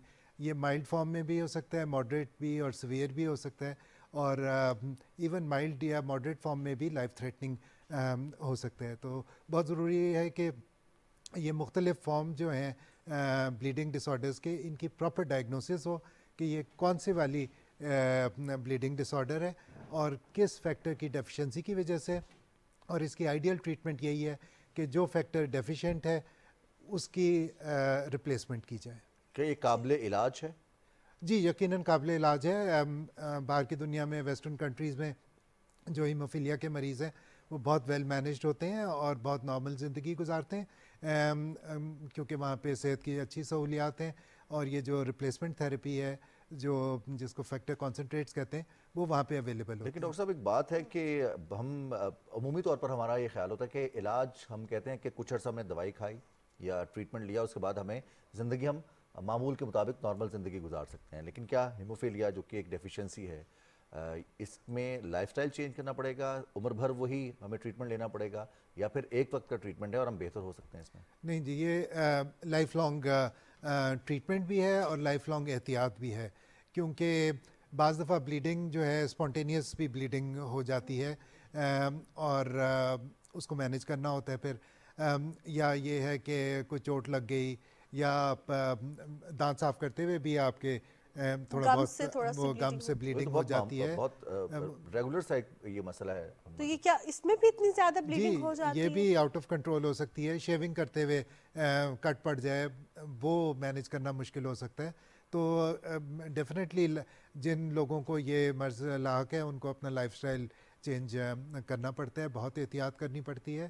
آپ کو سپورٹس وغیرہ ایسے نہیں کر سکتے جس میں کانٹیکٹ سپورٹس ہوں, اور بھی زندگی کے تمام جو آپ کام کرتے ہیں روزمرہ کے, اس میں بہت احتیاط کی ضرورت ہوتی ہے اگر آپ کو یہ مرض لاحق ہے. صحیح. اچھا ڈاکٹر صاحب, جس طرح آپ نے کہا کہ مردوں میں زیادہ پایا جاتا ہے لیکن خواتین میں بھی اس کی پریولنس ہے, تو ایسے اب خواتین جن میں ہیموفیلیا کی جو بیماری جن کو لاحق ہوتی ہے, کیا وہ اپنی نارمل لائف گزار سکتی ہیں؟ بیکاز خواتین نے بہت زیادہ, ہم ریگولر سائیکل ان کا دیکھا جائے, پھر اگر ڈیلیوری ہو تو ایسے میں بھی بہت زیادہ خطرناک ہوتے, تو ان کے لیے کیسے مینجمنٹ ہوتی ہے؟ دیکھیں, اس بیماری کا جو ٹریٹمنٹ کا پرنسپل ہے وہ وہی ہے کہ جو فیکٹر مسنگ ہے یا ڈیفیشینٹ ہے اس کو ریپلیس کیا جائے. اس سے پہلے بہت ضروری ہے کہ کریکٹ ڈائگنوسس ہو. ہمارے ہاں ڈائگنوسس کے بھی مسائل ہیں, زیادہ تر ہمارے مریض ڈائگنوزڈ ہی نہیں ہیں, جو ہیں وہ پراپرلی ڈائگنوز بھی نہیں ہیں, اور پھر جو ہے پراپرلی ڈائگنوز تو ان کے لیے پھر ریپلیسمنٹ تھراپی جو ہے یہ فیکٹر کانسنٹریٹس وہ اویلیبل نہیں ہوتے یہاں پہ, اور اویلیبل ہیں تو بہت مہنگے ہیں جو کہ سب لوگ افورڈ نہیں کر سکتے. تو ضرورت اس بات کی ہے کہ جس طرح سے باہر کے ممالک میں یہ فیکٹر کانسنٹریٹس جو ہیں وافر مقدار میں افورڈیبل یا انشورنس کوریج کے ذریعے مہیا کیے جاتے ہیں ہیموفیلیا یا بلیڈنگ ڈس آرڈر کے مریضوں کو, وہی اسی طرح کا نظام یہاں پہ ہو. اور ان دوائیوں کے جو سورس ہے وہ ہیومن پلازما ہی ہے, ہیومن بلڈ ہے, اور بھی دوائیاں اب آ گئی ہیں نئی, مگر مین اسٹیج جو ہے ٹریٹمنٹ کا وہ فیکٹر کانسنٹریٹس ہی ہیں جو ہیومن پلازما سے نکلتا ہے. اور ہیومن پلازما سے باہر کے ممالک میں پلازما فریکشنیشن ایک بہت ہی sophisticated high tech process, industrial level کا پروسیس ہوتا ہے جس میں سے پلازما سے یہ ڈفرینٹ پروٹین سپریٹ کر لیتے ہیں, اور جو کوگولیشن فیکٹر کسی ایک مریض میں مسنگ ہے وہ اس کو دوائی کے طور پہ دیتے ہیں. یہاں پہ یہ سب کچھ نہیں ہوتا ہے, تو اس لیے ہمیں امپورٹ کرنی پڑتی ہیں یہ دوائیاں, اور ہمارے مریضوں کو مسائل پیش آتے ہیں. ڈاکٹر صاحب, ایمرجنسی سروسز میں بہت سوفسٹیکیشن دیکھی ہم نے پاکستان میں, اور خاص طور پر جو روڈ ایکسیڈنٹس ہیں یا پھر حادثات ہیں ڈومیسٹک ہوں, وہاں پر بھی فوراً رسپانس آتا ہے, لیکن اکثر خبر یہ سننے کو ملتی ہے انفارچونیٹلی کہ زیادہ خون بہہ جانے کی وجہ سے مریض جان بر نہیں ہو سکا. اگر کوئی ایسا مریض ہے, کوئی ایسا پیشنٹ ہے جو ہیموفیلیا کا شکار ہے لیکن روڈ ایکسیڈنٹ ہو گیا ہے, زیادہ سویئر بھی نہیں ہے, فرسٹ ایڈ کے طور پر وہاں پر موجود لوگ جو ہاسپٹل پہنچاتے ہیں ان کو کس چیز کا خیال رکھنا چاہیے کہ خون بند نہیں ہو رہا, کیسے خون کو روکا جا سکتا ہے, کوئی ایکسٹرنل سپورٹ کے ذریعے؟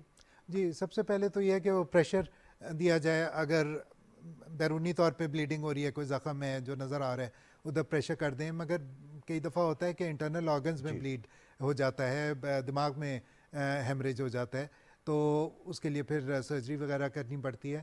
اور اگر یہ فیکٹر کانسنٹریٹس اویلیبل نہیں ہے تو نیکسٹ آپشن جو ہوتا ہے وہ کرائیوپریسپریٹ ہوتا ہے یا فریش فروزن پلازما ہوتا ہے. یہ جو ہیں یہ بلڈ پروڈکٹس ہیں جو بلڈ ڈونیشن سے آپ سپریٹ کرتے ہیں ریڈ سیلز کو, وائٹ سیلز کو, پلازما کو, تو یہ اس میں سے یہ فریش فروزن پلازما اور کرائیوپریسپریٹ بنتے ہیں. تو اگر فیکٹر کانسنٹریٹس نہیں ہیں تو پھر یہ دو بلڈ پروڈکٹس جو ہیں وہ دینی چاہیے. اگر آپ کے پاس اچھا بلڈ بینکنگ کا نظام ہے اس ہاسپٹل میں تو پھر یہ والی پروڈکٹس اویلیبل ہونی چاہیے. صحیح. اچھا ڈاکٹر صاحب, اگر جس طرح یہ جینیٹک بیماری ہے اور ایک خاتون کنسیو کر لے اور وہ خاتون بھی ہیموفیلیا کا شکار ہے اور فادر بھی ہیموفیلیا کا شکار ہے, تو پھر کیا پری نیٹل کیا اس کا ٹریٹمنٹ ہوتا ہے, کیا کرنا چاہیے, کیا ڈاکٹرز ریکمینڈ کرتے ہیں؟ جی, یہ بہت اچھا سوال ہے آپ کا, کیونکہ یہ فیملیز میں ہے یہ یہ والے جینیٹک ڈسارڈرز. تو اگر کسی فیملی میں ہسٹری ہے کہ لوگ ہیں جن کی بلیڈنگ نہیں رکتی ہے یا اس طرح کے مسائل ہیں, تو ان میں پھر یہ پہلے سے ٹیسٹ بھی کر لینے چاہیے شادی سے پہلے یا شادی کے بعد بھی, اور اگر زچگی ہو رہی ہے تو اس دوران بھی کیے جا سکتے ہیں تاکہ پریپیئر رہیں. اور پھر اس کی جینیٹک کاؤنسلنگ بھی کی جاتی ہے, اور اگر پرابلمز آتی ہیں تو پہلے سے پریپیئرڈ ہوں. باہر کے ملکوں میں جیسے میں نے کہا فیکٹر کانسنٹریٹ تھیراپی اویلیبل ہوتی ہے, انشورنس سے کوریج بھی ہوتا ہے, یا دوسرا ہیلتھ سسٹم کا نظام ہوتا ہے جو کور کرتا ہے. تو ضرورت اسی بات کی ہے کہ ہمارے ہاں ڈائگنوسس جو ہے وہ کی جائے, ہر کیس کی ڈائگنوسس ہو ایگزیکٹلی کون سا بلیڈنگ ڈس آرڈر ہے, اس کو کون سا فیکٹر کانسنٹریٹ چاہیے, اور پھر وہ یہاں پہ اویلیبل ہونا چاہیے. اس کے لیے آئیڈیلی پاکستان میں پلازما فریکشنیشن کی یا تو مینوفیکچرنگ فیسلٹی ہونی چاہیے یا کانٹریکٹ فریکشنیشن کا نظام ہونا چاہیے, جس کے ذریعے یہاں پہ افورڈیبل ایکسیسیبل فیکٹر کانسنٹریٹس موجود ہو سکتے ہیں. ہمارے ہاں تو ڈاکٹر صاحب انفارچونیٹلی اگر شادی سے پہلے یا شادی کے بعد بھی بلڈ ٹیسٹ کی بات کر لی جائے, کسی بھی قسم کا میڈیکل ٹیسٹ کی بات کر لی جائے, اور اس کو ایسوسیٹ کر دیا جائے شادی سے, پھر کزن میرج کی بات کی جائے, تو وہاں پر ٹیبوز اتنے بڑے ہیں کہ اس کو اناق کا مسئلہ بنا لیا جاتا ہے, اپنی نسل کا نہیں سوچا جاتا کہ ہمیں آنے والے دنوں میں پرابلمز ہو سکتے ہیں. صرف اتنی سی بات کہ اس شخص کا خون پتلا ہے اور یہ کوئی بیماری نہیں ہے, ہم تسلیم ہی نہیں کرتے اس بیماری کو. بینگ پروفیسر ڈاکٹرز کو پڑھاتے ہوئے, ینگ ڈاکٹرز کو پڑھاتے ہوئے اس چیز پر بھی توجہ دی جاتی ہے کہ ان لوگوں کو بھی ہم نے اویئر کرنا ہے کہ ساتھ ساتھ کون سے مسائل ہیں, صرف آپ کے لیے نہیں بلکہ آنے والی نسل کے لیے مسائل ہو سکتے ہیں اور ہمارے میڈیکل سسٹم کے اوپر بوجھ بھی بن سکتے ہیں. جی, یہ بھی آپ کا بہت اچھا سوال ہے کہ شعور اور آگہی دلانا بہت ضروری ہے, مگر اس سے زیادہ ضروری ہے کہ صحیح شعور اور آگہی دلائی جائے. جو ہمارے ہاں یہ کام ہو رہا ہے یہ زیادہ سوچ سمجھ کے نہیں ہو رہا ہے, جیسے لیجسلیشن وغیرہ, کیا آپ میرے خیال میں اس طرف اشارہ کر رہے تھے کہ لیجسلیشن ہوئی لیکن اس پر لوگوں کی طرف سے ریئیکشن آ جاتا ہے. لوگوں کی طرف سے ریئیکشن نہیں آیا ہے. وہ جو لیجسلیشن ہے وہ پریکٹیکل نہیں ہے. مطلب جیسے تھیلیسیمیا کی لیجسلیشن آئی ہے, اٹ از ناٹ پریکٹیکل. اس میں کہتے ہیں کہ شادی سے پہلے ٹیسٹ کریں اور دونوں پارٹنرز کا ٹیسٹ کریں. پہلی بات تو یہ ہے کہ تھیلیسیمیا جو ہے پاکستان میں پاپولیشن میں رینڈملی ڈسٹریبیوٹیڈ نہیں ہے, سو ماس اسکریننگ کی ضرورت نہیں ہے. ٹھیک ہے, فرض کیجیے کہ ہے ماس اسکریننگ کی ضرورت, تو پھر بھی دونوں پارٹنرز کے کرنے کی ضرورت نہیں ہے, کیونکہ اگر دونوں پارٹنرز میں تھیلیسیمیا ٹریٹ ہے تب جا کے ہر پریگنینسی میں 25% چانس ہیں کہ تھیلیسیمیا میجر پیدا ہوگا. تو آپ فرض کریں پہلے صرف مرد کا ٹیسٹ کر لیں, وہ نیگیٹو ہے, آپ کو فیمیل کا ٹیسٹ کرنے کی ضرورت ہی نہیں ہے. بالکل صحیح. مگر ہمارا قانون جو ہے, تمام صوبوں میں یہ قوانین موجود ہیں, وہ کہتے ہیں دونوں کا ٹیسٹ کریں. تو تھوڑا سا اگر کامن سینس سے اپلائی کریں یا کنسلٹیٹیو پروسیس سے, یا پھر ایک جینڈر کو برڈنائز نہ کیا جائے, اس وجہ سے بھی تو ہوتا ہے کہ شاید میلز کو یہ نہ لگے کہ صرف ہمارا ٹیسٹ ہو رہا ہے یا فیمیلز کو صرف یہ نہ لگے. یہ کسی کے ذہن میں گیا ہی نہیں کہ دونوں پارٹنرز کے کرنے کی ضرورت نہیں ہے ٹیسٹ. آپ چاہے فیمیل کا پہلے کر لیں, وہ نیگیٹو ہے تو میل کا نہ کریں. مگر ایک اور بھی جو بہت اہم ضرورت ہے کہ اس طرح کی لیجسلیشن آپ نے پاس کی تو there should be a mechanism to implement that legislation, to translate it into action. تو آپ کا کیا لیبارٹری ڈائگنوسٹک سسٹم میں اتنی صلاحیت موجود ہے, اتنے ریسورسز موجود ہیں کہ تمام شادیاں, روزانہ ہزاروں شادیاں ہوتی ہیں پاکستان میں, ان سارے کپلز کی ٹیسٹنگ کی جا سکے پہلے؟ یقیناً یہ صلاحیت موجود نہیں ہے. نہ ہی قانون بتاتا ہے کہ کون سی لیبارٹری کے ریزلٹس جو ہیں وہ ایکسیپٹیبل ہوں گے. تو آپ کرپشن کے دروازے کھول رہے ہیں اور مسئلے جو ہیں وہ اور مزید بڑھیں گے. ڈاکٹر صاحب, ہم دیکھتے ہیں کہ جب ہم ہیموفیلیا کی بات کرتے ہیں تو اس میں امیون سسٹم, نارملی یہ کہا جاتا ہے کہ امیون سسٹم کو بھی یہ متاثر کرتا ہے اس شخص کا, کہ کہیں نہ کہیں اگر خون نہیں رک رہا تو کہتے ہیں اس کا قوت مدافع جو بہت کمزور ہو گئی ہے, باقی بیماری بھی حملہ کر سکتی ہیں اس کے اوپر. نہیں, ایسی بات نہیں ہے. یہ بلیڈنگ ڈس آرڈر ہے اور یہ اس کا باقی چیزوں سے تعلق نہیں ہے. مگر یہ جو میں نے باتیں کی نا کہ جو پلازما میں پلازما فریکشنیشن کی بات کی, اس سے مختلف اور پروٹینز بھی آپ بنا سکتے ہیں جو کہ قوت مدافعت والی بیماریوں میں استعمال ہوتے ہیں. وہ امیونو ڈیفیشنسی ڈس آرڈرز ہوتے ہیں, اس جیسے گلوبولن ہے، البومن ہے، آپ نے نام سنا ہوگا ان پروٹینز کا، یہ بھی پلازما میں موجود ہیں. اس کے علاوہ یہ فیکٹر کانسنٹریٹس بھی فیکٹر 8، فیکٹر 9، فیکٹر 2 یہ سب موجود ہیں. ان سارے پروٹینز کو الگ الگ کیا جا سکتا ہے اور ہر پروٹین الگ الگ دوائی کے طور پہ استعمال ہو سکتے ہیں. بلیڈنگ ڈس آرڈرز کے مریضوں کو بلیڈنگ کے کوگولیشن فیکٹرز دیے جا سکتے ہیں، اور جن کو امیونو ڈیفیشنسی ڈس آرڈرز ہیں ان کو دوسری چیزیں جیسے یہ البومن، گلوبولن ہے، یہ چیزیں دی جا سکتی ہیں. مگر بلیڈنگ ڈس آرڈرز والوں کو کوئی مدافعتی نظام کا مسئلہ نہیں ہوتا. ڈاکٹر صاحب ایک اور چیز بھی آپ سے جاننا چاہوں گی کہ سٹارٹ میں ہم نے یہی بات کی کہ لائف سٹائل چینج ہونا چاہیے. اب ایسے جو مریض ہیں جن کو ہیموفیلیا ہے، کون کون سی بیماریاں ہیں جن سے ان کو بچنے کی بہت زیادہ ضرورت ہے، جس میں آلریڈی ہم دیکھتے ہیں کہ بلیڈنگ ڈس آرڈر ہو سکتا ہے یا بہت خطرناک ثابت ہو سکتی ہیں، diabetes is one of them. تو کون کون سی اور بیماریاں ہیں جن کو انہوں نے بہت اچھے سے اپنی لائف سٹائل کو مینیج کرنا ہے تاکہ ان بیماریوں کا شکار یہ نہ ہو؟ ان مریضوں کو چاہیے کہ ادھر ہی فوکس رکھیں، بلیڈنگ ڈس آرڈر پہ فوکس رکھیں، اس کی پریونشن کریں. فیکٹر کانسنٹریٹس اویلیبل ہیں تو وہ پریونٹیو اس کی ایک باقاعدہ پروٹوکول ہوتا ہے، گائیڈ لائنز ہیں، وہ کریں. اس کے علاوہ کوئی اور بیماری آتی ہے ایج کے ساتھ ساتھ، ہارٹ کی پرابلم ہوتی ہے، کولیسٹرول کی ہوتی ہے، ڈائبٹیز ہوتی ہے، وہ اس کو اس طرح سے مینیج کریں جس طرح سے کرنی چاہیے.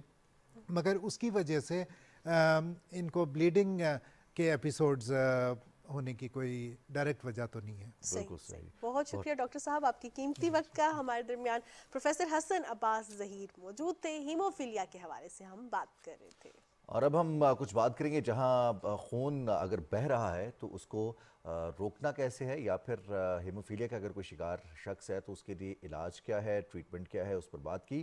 وہیں پر ان فیکٹرز کی بات کریں گے جو اس کا باعث بنتے ہیں. اور جو دھاتی ڈور ہے، پتنگ بازی ہے، وہ بھی ایک وجہ بنتی ہے کہ موٹر سائیکل سوار ہوں، سائیکل سوار ہوں یا پیدل چلتے ہوئے، یہاں تک کہ جو ڈور خود پکڑ کر پتنگ اڑاتے ہیں ان کے ہاتھوں پر بھی زخم آنے، اور پھر ساتھ جو آس پاس لوگ موجود ہیں وہ بھی اس خطرے سے خالی نہیں ہوتے. لیکن اس سے پہلے ہم تھوڑا سا بریک نہ لے لیں، کیونکہ ایک بریک لے لیتے ہیں اور اس کے بعد ہم واپس آتے ہیں اور پھر ہم یہ جو دھاتی ڈور کے حوالے سے اتنی امپورٹنٹ بات کر رہے ہیں رضوان، اس کو کنٹینیو کریں گے.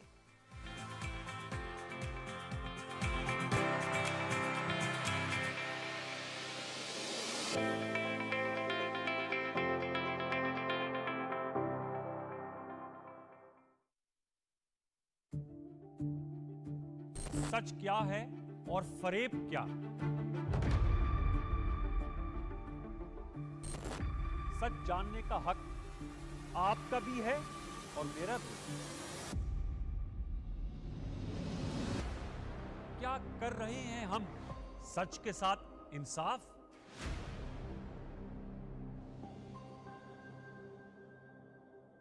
سچ تو یہ ہے کہ سچ بولنا، سننا اور برداشت کرنا مشکل ہے. کوشش جاری رکھیں گے حقائق سامنے لانے کی اور جھوٹ کا پردہ چاک کرنے کی. پروگرام سچ تو یہ ہے میں دیکھیے سید انوار الحسن کے ساتھ رات 10:05 پر صرف پی ٹی وی نیوز پر.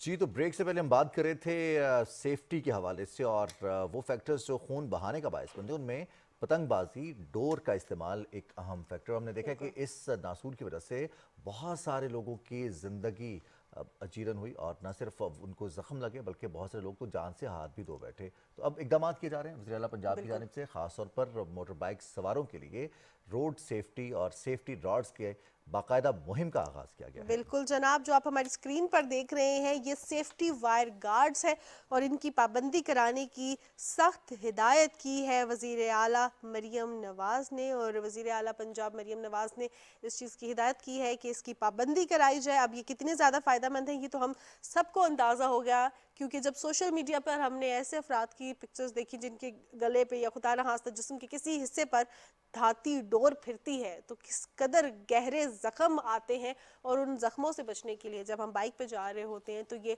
वायर सेफ्टी गार्ड्स अब लगवाने का और ख़ास तौर पे इसकी पाबंदी करवाने की सख्त हिदायत दी गई और हैं। ये पाबंदी हम देखते हैं कि अगर हेलमेट का इस्तेमाल हो या फिर बाकी एहतियाती तदाबीर हों जो हमें इख्तियार करनी चाहिए, उसके लिए इन्फोर्स करना पड़ता है समटाइम्स, तो इन्फोर्स भी किया जा रहा है, साथ साथ सख्ती भी की जा रही है। तो इसी पर बात करेंगे। Shahzad Khan SP traffic city division Lahore हमारे साथ मौजूद हैं स्टूडियो से। शहजाद खान साहब बहुत शुक्रिया, अस्सलाम वालेकुम।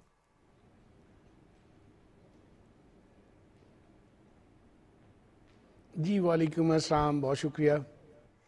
शहजाद साहब आपसे जानना चाहूँगी जो वायर हम देख रहे हैं वायर सेफ्टी गार्ड्स, ये ऑब्वियसली सोशल मीडिया पर भी इसके हवाले से बहुत ज़्यादा अप्रिसिएट भी किया जा रहा है CM पंजाब को भी, और इसके साथ साथ जो इन्फोर्समेंट की एजेंसीज़ हैं जो इन्फोर्स करवा रही हैं, बाइक्स वालों को रोक रही हैं, लगवा रही हैं, अब ये इससे मदद कितनी ज़्यादा मिली है ताकि लोग जो डोर है जो बहुत ज़्यादा जिसके हमने ब्रूटल एस्पेक्ट्स देखे, जिनका रिज़ल्ट बहुत ब्रूटल देखा, उससे किस तरह बचत हो रही है? क्या आपके सामने इसके बहुत से फ़ायदे या आप रिज़ल्ट सामने आ रहे हैं?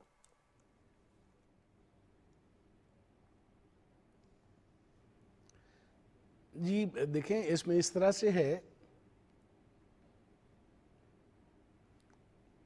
जी, इसमें इस तरह से है कि ट्रैफिक पुलिस जो है ये कोशिश कर रही है अपनी फोर्स के साथ मिलके कि इस चीज़ की प्रिवेंशन हो कि किसी जगह पे भी जो है इस तरह का नाखुशगवार वाक़या दोबारा ना हो। वैसे तो जिस तरह से अब मैनेज किया जा रहा है, कहीं इस तरह की शिकायत वैसे ही नहीं है, लेकिन ट्रैफिक पुलिस अपने जो हवाले से काम कर रही है वो यही है कि हम तमाम अपने वार्डर्स को हम लोगों ने जो है ये हिदायत दी गई हुई हैं कि आप अपने तौर पर भी और लोगों को ब्रीफ करके भी जो है वो सेफ्टी एंटीना जो है वो लोगों को लगवाएं। और जहाँ तक इसके रिज़ल्ट का ताल्लुक है, जो जिस तरह से हेलमेट आपने ख़ुद भी बताया कि हेलमेट आपके अपने लिए है, हेलमेट आपने पहना होगा तो आप सेफ़ होंगे, खुदा ना खास्ता कहीं कोई हादसा होता है तो आप सेफ़ रहेंगे, आपको कोई प्रॉब्लम नहीं आएगी। इसी तरह अगर आपने वायर लगाई होगी तो तब भी आप सेफ़ रहेंगे, और कहीं कोई प्रॉब्लम इस तरह की होती भी है, एक्सीडेंटली कोई ऐसी चीज़ हो जाती है तो उसमें भी आप लोग बिल्कुल सेफ़ रहेंगे। और ये तमाम ऑफिसर्स जो हैं इस वक्त इस पे बहुत ज़्यादा इन्फोर्स कर रहे हैं कि तमाम जितनी बाइक्स चलाने वाले लोग हैं वो सेफ्टी वायर का इस्तेमाल करें ताकि उनकी ये अपनी सेफ्टी के लिए है। और यही हम लोग एजुकेट भी कर रहे हैं, उन लोगों को बता भी रहे हैं कि देखें ये चीज़ें आपके अपने लिए हैं, आप करके रखेंगे तो आपकी अपनी जान की हिफाजत के लिए है। शहजाद साहब, कुछ स्टैंडर्डाइज्ड इस मुहिम में जो सेफ्टी एंटीना जिसका आप जिक्र कर रहे हैं, इसका कोई स्टैंडर्ड मुकर्रर किया गया है? क्योंकि हम देखते हैं बहुत सारे बाइक्स पर ऑलरेडी लोगों ने अपनी सेफ्टी के लिए इससे कबल, इस मुहिम के आगाज़ से कबल, रॉड है जो स्टार्ट होता है बाइक के बिल्कुल फ्रंट से और टेल तक जा रहा है और वो हाफ राउंड है, और जो एंटीनाज हमें नज़र आ रहे हैं इस मुहिम में वो स्ट्रेट है। कुछ स्टैंडर्ड्स हैं, हर बाइक के लिए लाजमी है, अगर कोई नहीं लगाता तो उसके लिए कोई जुर्माना भी होगा, सख्ती भी की जाएगी?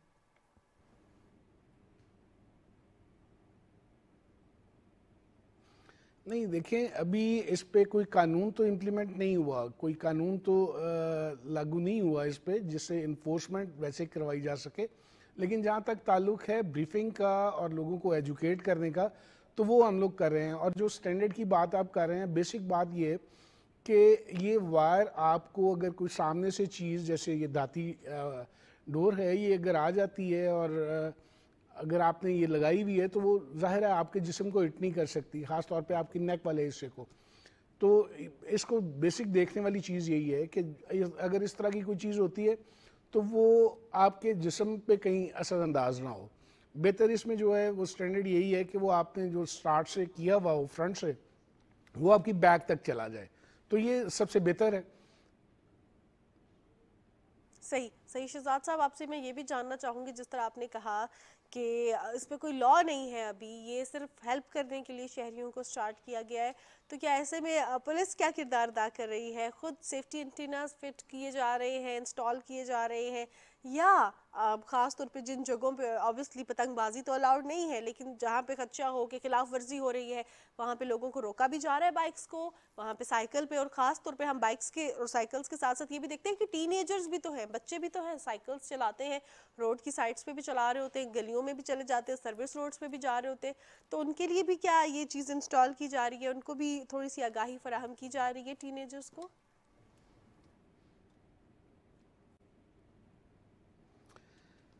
देखें ये जो ट्रैफिक के हवाला से ट्रैफिक पुलिस का काम ही ये है कि लोगों को फ्री फ्लो ऑफ ट्रैफिक दें और उनको सेफ रोड दें। और सेफ रोड्स तभी हो सकते हैं, जैसे ये एक चीज़ जो थी, हेलमेट तो ऑलरेडी चल रहा था और बहुत सारी चीज़ें जो हैं वो चल रही हैं, उसके साथ साथ ये सेफ्टी वायर भी हमने की। और जैसे आप कह रही हैं कि कम उम्र ड्राइवर, तो हमारा तो हमेशा से ये फोकस रहा है कि कम उम्र ड्राइवर्स को तो हम किसी सूरत पे जो है वो रोड पे ना आने दें, और इसके लिए हमारी मुहिम्स जो हैं वो भी चलती रही हैं। इवन आगाही मुहिम में हमने वालिदैन को जो है उनको उनके साथ पार्टिसिपेट भी किया, उनके लिए सेमिनार भी करवाया, स्कूल कॉलेज यूनिवर्सिटीज़ वहाँ पे भी जाके हम लोगों को एजुकेट करते हैं कि खुदारा आपकी सेफ्टी है, आपके बच्चे की सेफ्टी है, और आपके बच्चे के साथ साथ दूसरे लोगों की भी सेफ्टी है। तो आप अपने कम उम्र बच्चों को जो है वो बाइक चलाने ना दें या कोई भी व्हीकल जो है वो चलाने ना दें। तो ट्रैफिक पुलिस तो हर तरह से जिसमें लोगों की सेफ्टी हो, जिसमें लोगों को किसी जगह कोई कबाहत ना हो, उनको रोड के ऊपर आए तो फ्री ट्रैफिक का फ्लो मिले, इजी वो जिस डेस्टिनेशन पे जाना चाहते हैं वहाँ जाएं और इजी वापस आएँ, उनके टाइम का ज़ाया ना हो, उनकी जान जो वो सेफ रहे, उनकी वजह से अगर कोई गलत करता है तो दूसरे की जान जो है वो भी सेफ रहे। इस पे ट्रैफिक पुलिस जो है वो अपनी एनफोर्समेंट करती है। इसके साथ साथ और बहुत सारी चीज़ें हैं जो ट्रैफिक पुलिस ऑलरेडी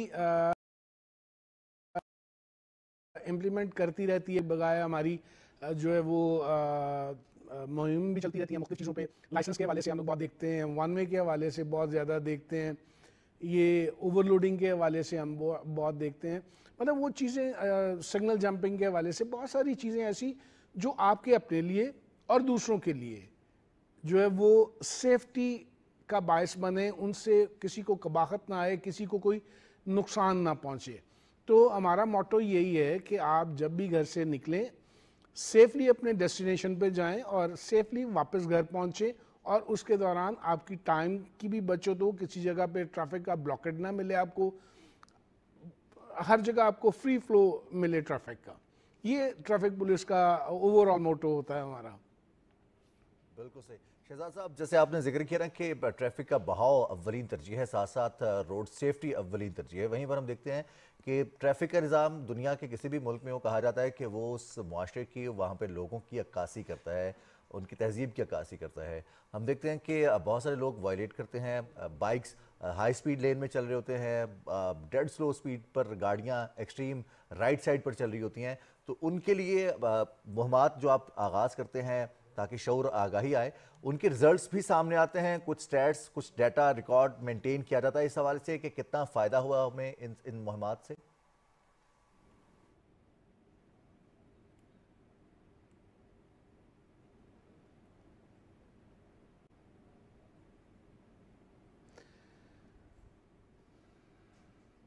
जी हाँ, बिल्कुल। ट्रैफिक पुलिस जो है, जो आपने ये लेन सिस्टम का बताया, बिल्कुल ये भी बड़ी इंपॉर्टेंट चीज़ है, और ख़ास तौर पे ऐसी जगहों पे जहाँ पे ट्रैफिक बहुत ज़्यादा है। जैसे अब अगर लाहौर की आप बात करें तो अगर जस्ट कुछ साल पीछे चले जाएं, जैसे मैं एग्जैक्टली अगर बात करूं तो 2000 में जो ट्रैफिक का ओवरऑल वॉल्यूम था लाहौर के अंदर वो तकरीबन 4.5 लाख था।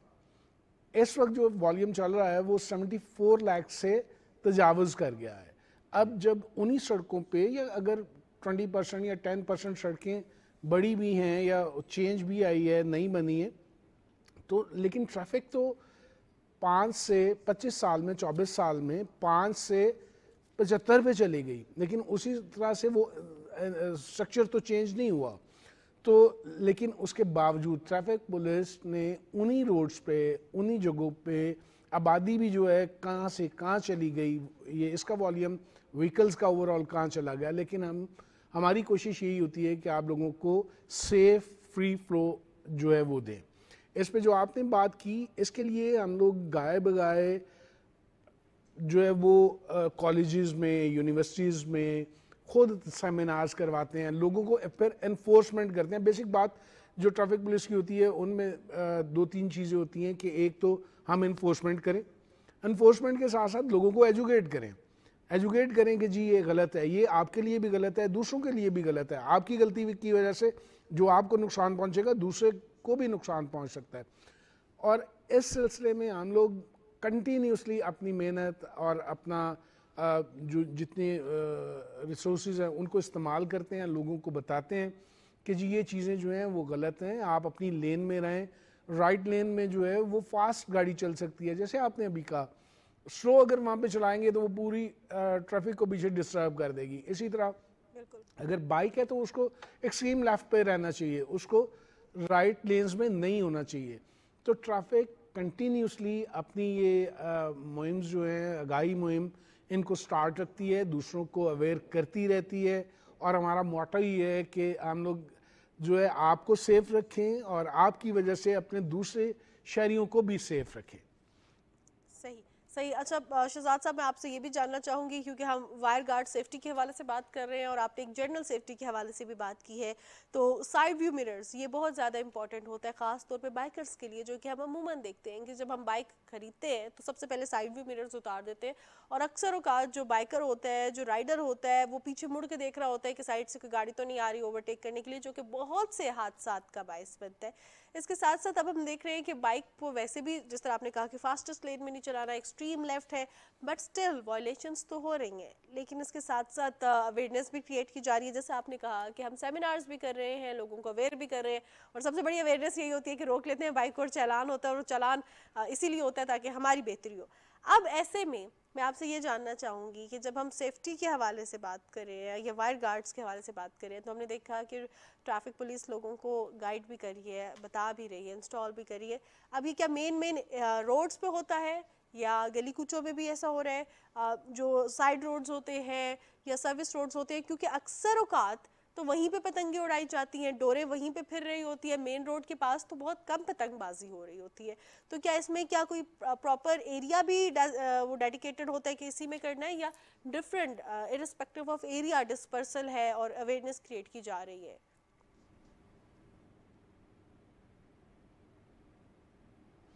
नहीं, ये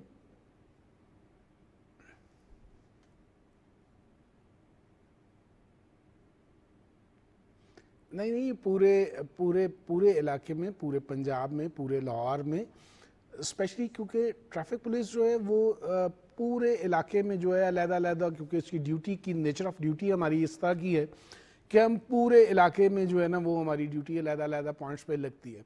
तो हम हर जगह पे ये सारी चीज़ें, अवेयरनेस भी और इस पे नज़र भी रखते हैं कि कहीं इस तरह की चीज़ ना हो, लोगों को अवेयर भी करते रहते हैं।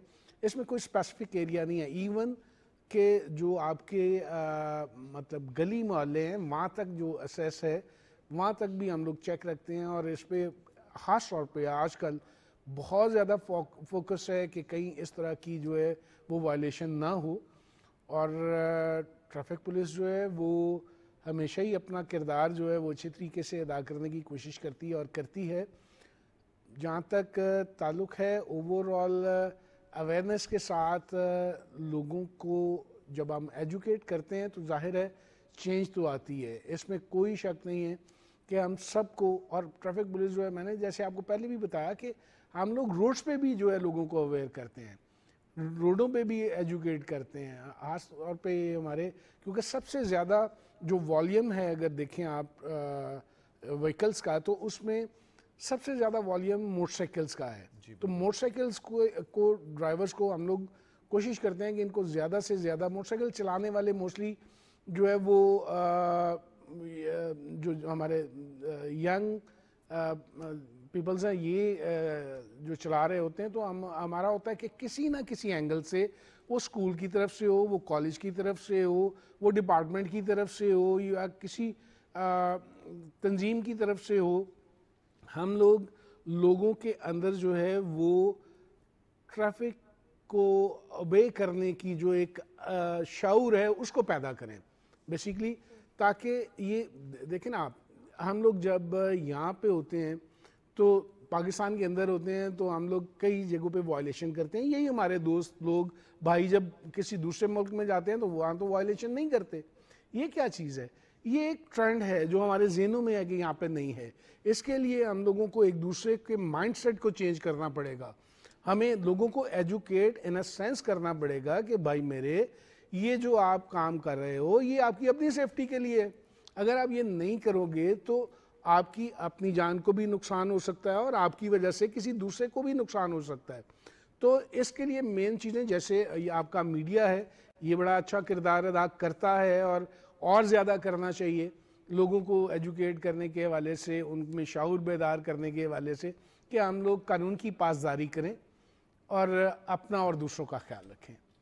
शहजाद साहब, ये बड़ी ज़बरदस्त बात की आपने कि हम बाहर के मुल्क तो खैर बहुत दूर की बात है, अगर हम मोटरवे पर ही चले जाएं शहर से बाहर जाते हो तो वहाँ पर भी खाली लेन में भी हम इंडिकेटर देकर लेन चेंज करते हैं, क्योंकि वहाँ पर सख्ती भी है और जुर्माने भी ज़्यादा हैं। तो क्या समझते हैं जुर्माने ज़्यादा करने से भी आपकी जो मुहिम चलती है उससे फ्रूटफुल होती है? साथ ही साथ जो मुहिम ये सेफ्टी गार्ड्स के हवाले से इसकी सीरियसनेस तो हम देख रहे हैं, वज़ीर आला पंजाब ने इसकी क़यादत की है और इस मुहिम को सराहा भी है और इस मुहिम में ख़ुद शिरकत भी की है।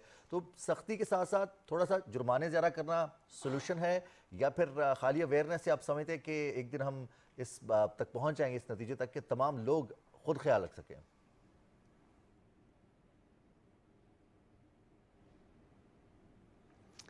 ये आपने बड़ी खूबसूरत बात की और इस पे ट्रैफिक पुलिस बहुत ज़्यादा जो हमारी तरफ से है पाइपलाइन में है कि इन्हांस किया जाना चाहिए। जो जितने भी फाइन्स हैं मैं आपको बता दूं, अगर आप एक साल पीछे तक चले जाएं तो बिल्कुल ही जो जुर्माने थे बहुत ही कम थे और उसके बाद भी 3-4 चीज़ें हुई जो कोर्ट की तरफ से जो है, जिसका जैसे हेलमेट की अगर बात करें तो 200 रुपये जुर्माना था, जो एक साल पीछे एक साल जाएं तो फिर हमने बड़ी कोशिशों के साथ थ्रू कोर्ट जो है वो उसको 2000 रुपये लेके आए। इसी तरह वन वे पे 2000 लेके आए, लाइसेंस पे 2000 लेके आए, रॉन्ग पार्किंग पे 2000 लेके आए। तो ये अभी बाकी वही पुराने चल रहे हैं।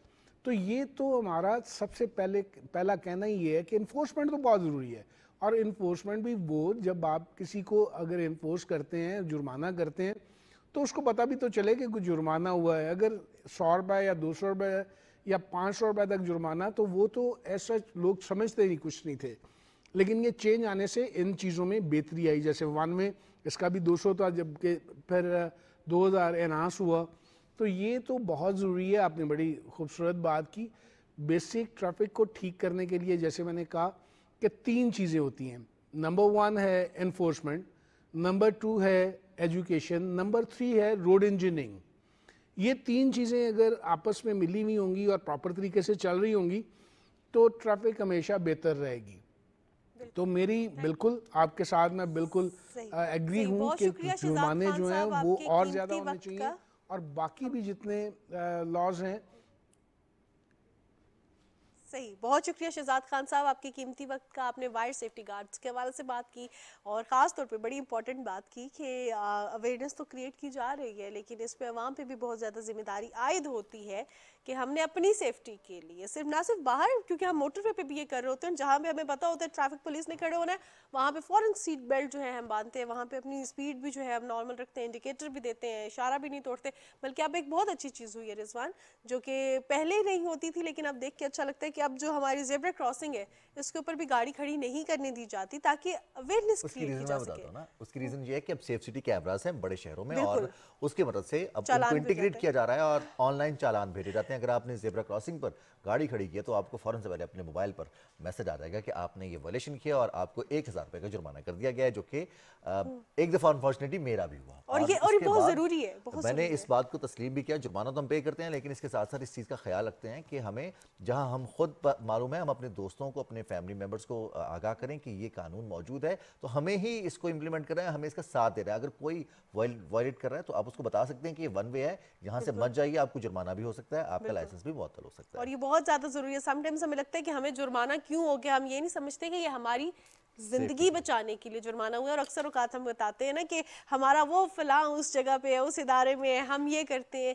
یہ سب سے زیادہ پرابلمٹک ہو جاتا ہے. جہاں رضوان نے بتایا, مجھے بھی جب فرسٹ ٹائم اور لاسٹ ٹائم چالان ہوا تو انہوں نے پوچھا کیا کرتے ہیں, جب میں نے بتایا جرنلسٹ ہیں تو انہوں نے کہا زیادہ ہونا چاہیے کیونکہ آپ نے لوگوں کو بتایا اور زیادہ ہوا بھی, تو یہ بہت ضروری ہے. اور اس کے بعد آج تک نہ تو میری سیٹ بیلٹ کبھی ایسا ہوا, میں جیسے ہی گاڑی میں بیٹھتی ہوں سیٹ بیلٹ باندھتی ہوں, نہ کبھی انڈیکیٹر کے بغیر, نہ کبھی جو ہے میں نے سگنل توڑا ہے. تو یہ بہت زیادہ ضروری ہے اور یہ ہماری اپنی سیفٹی کے لیے.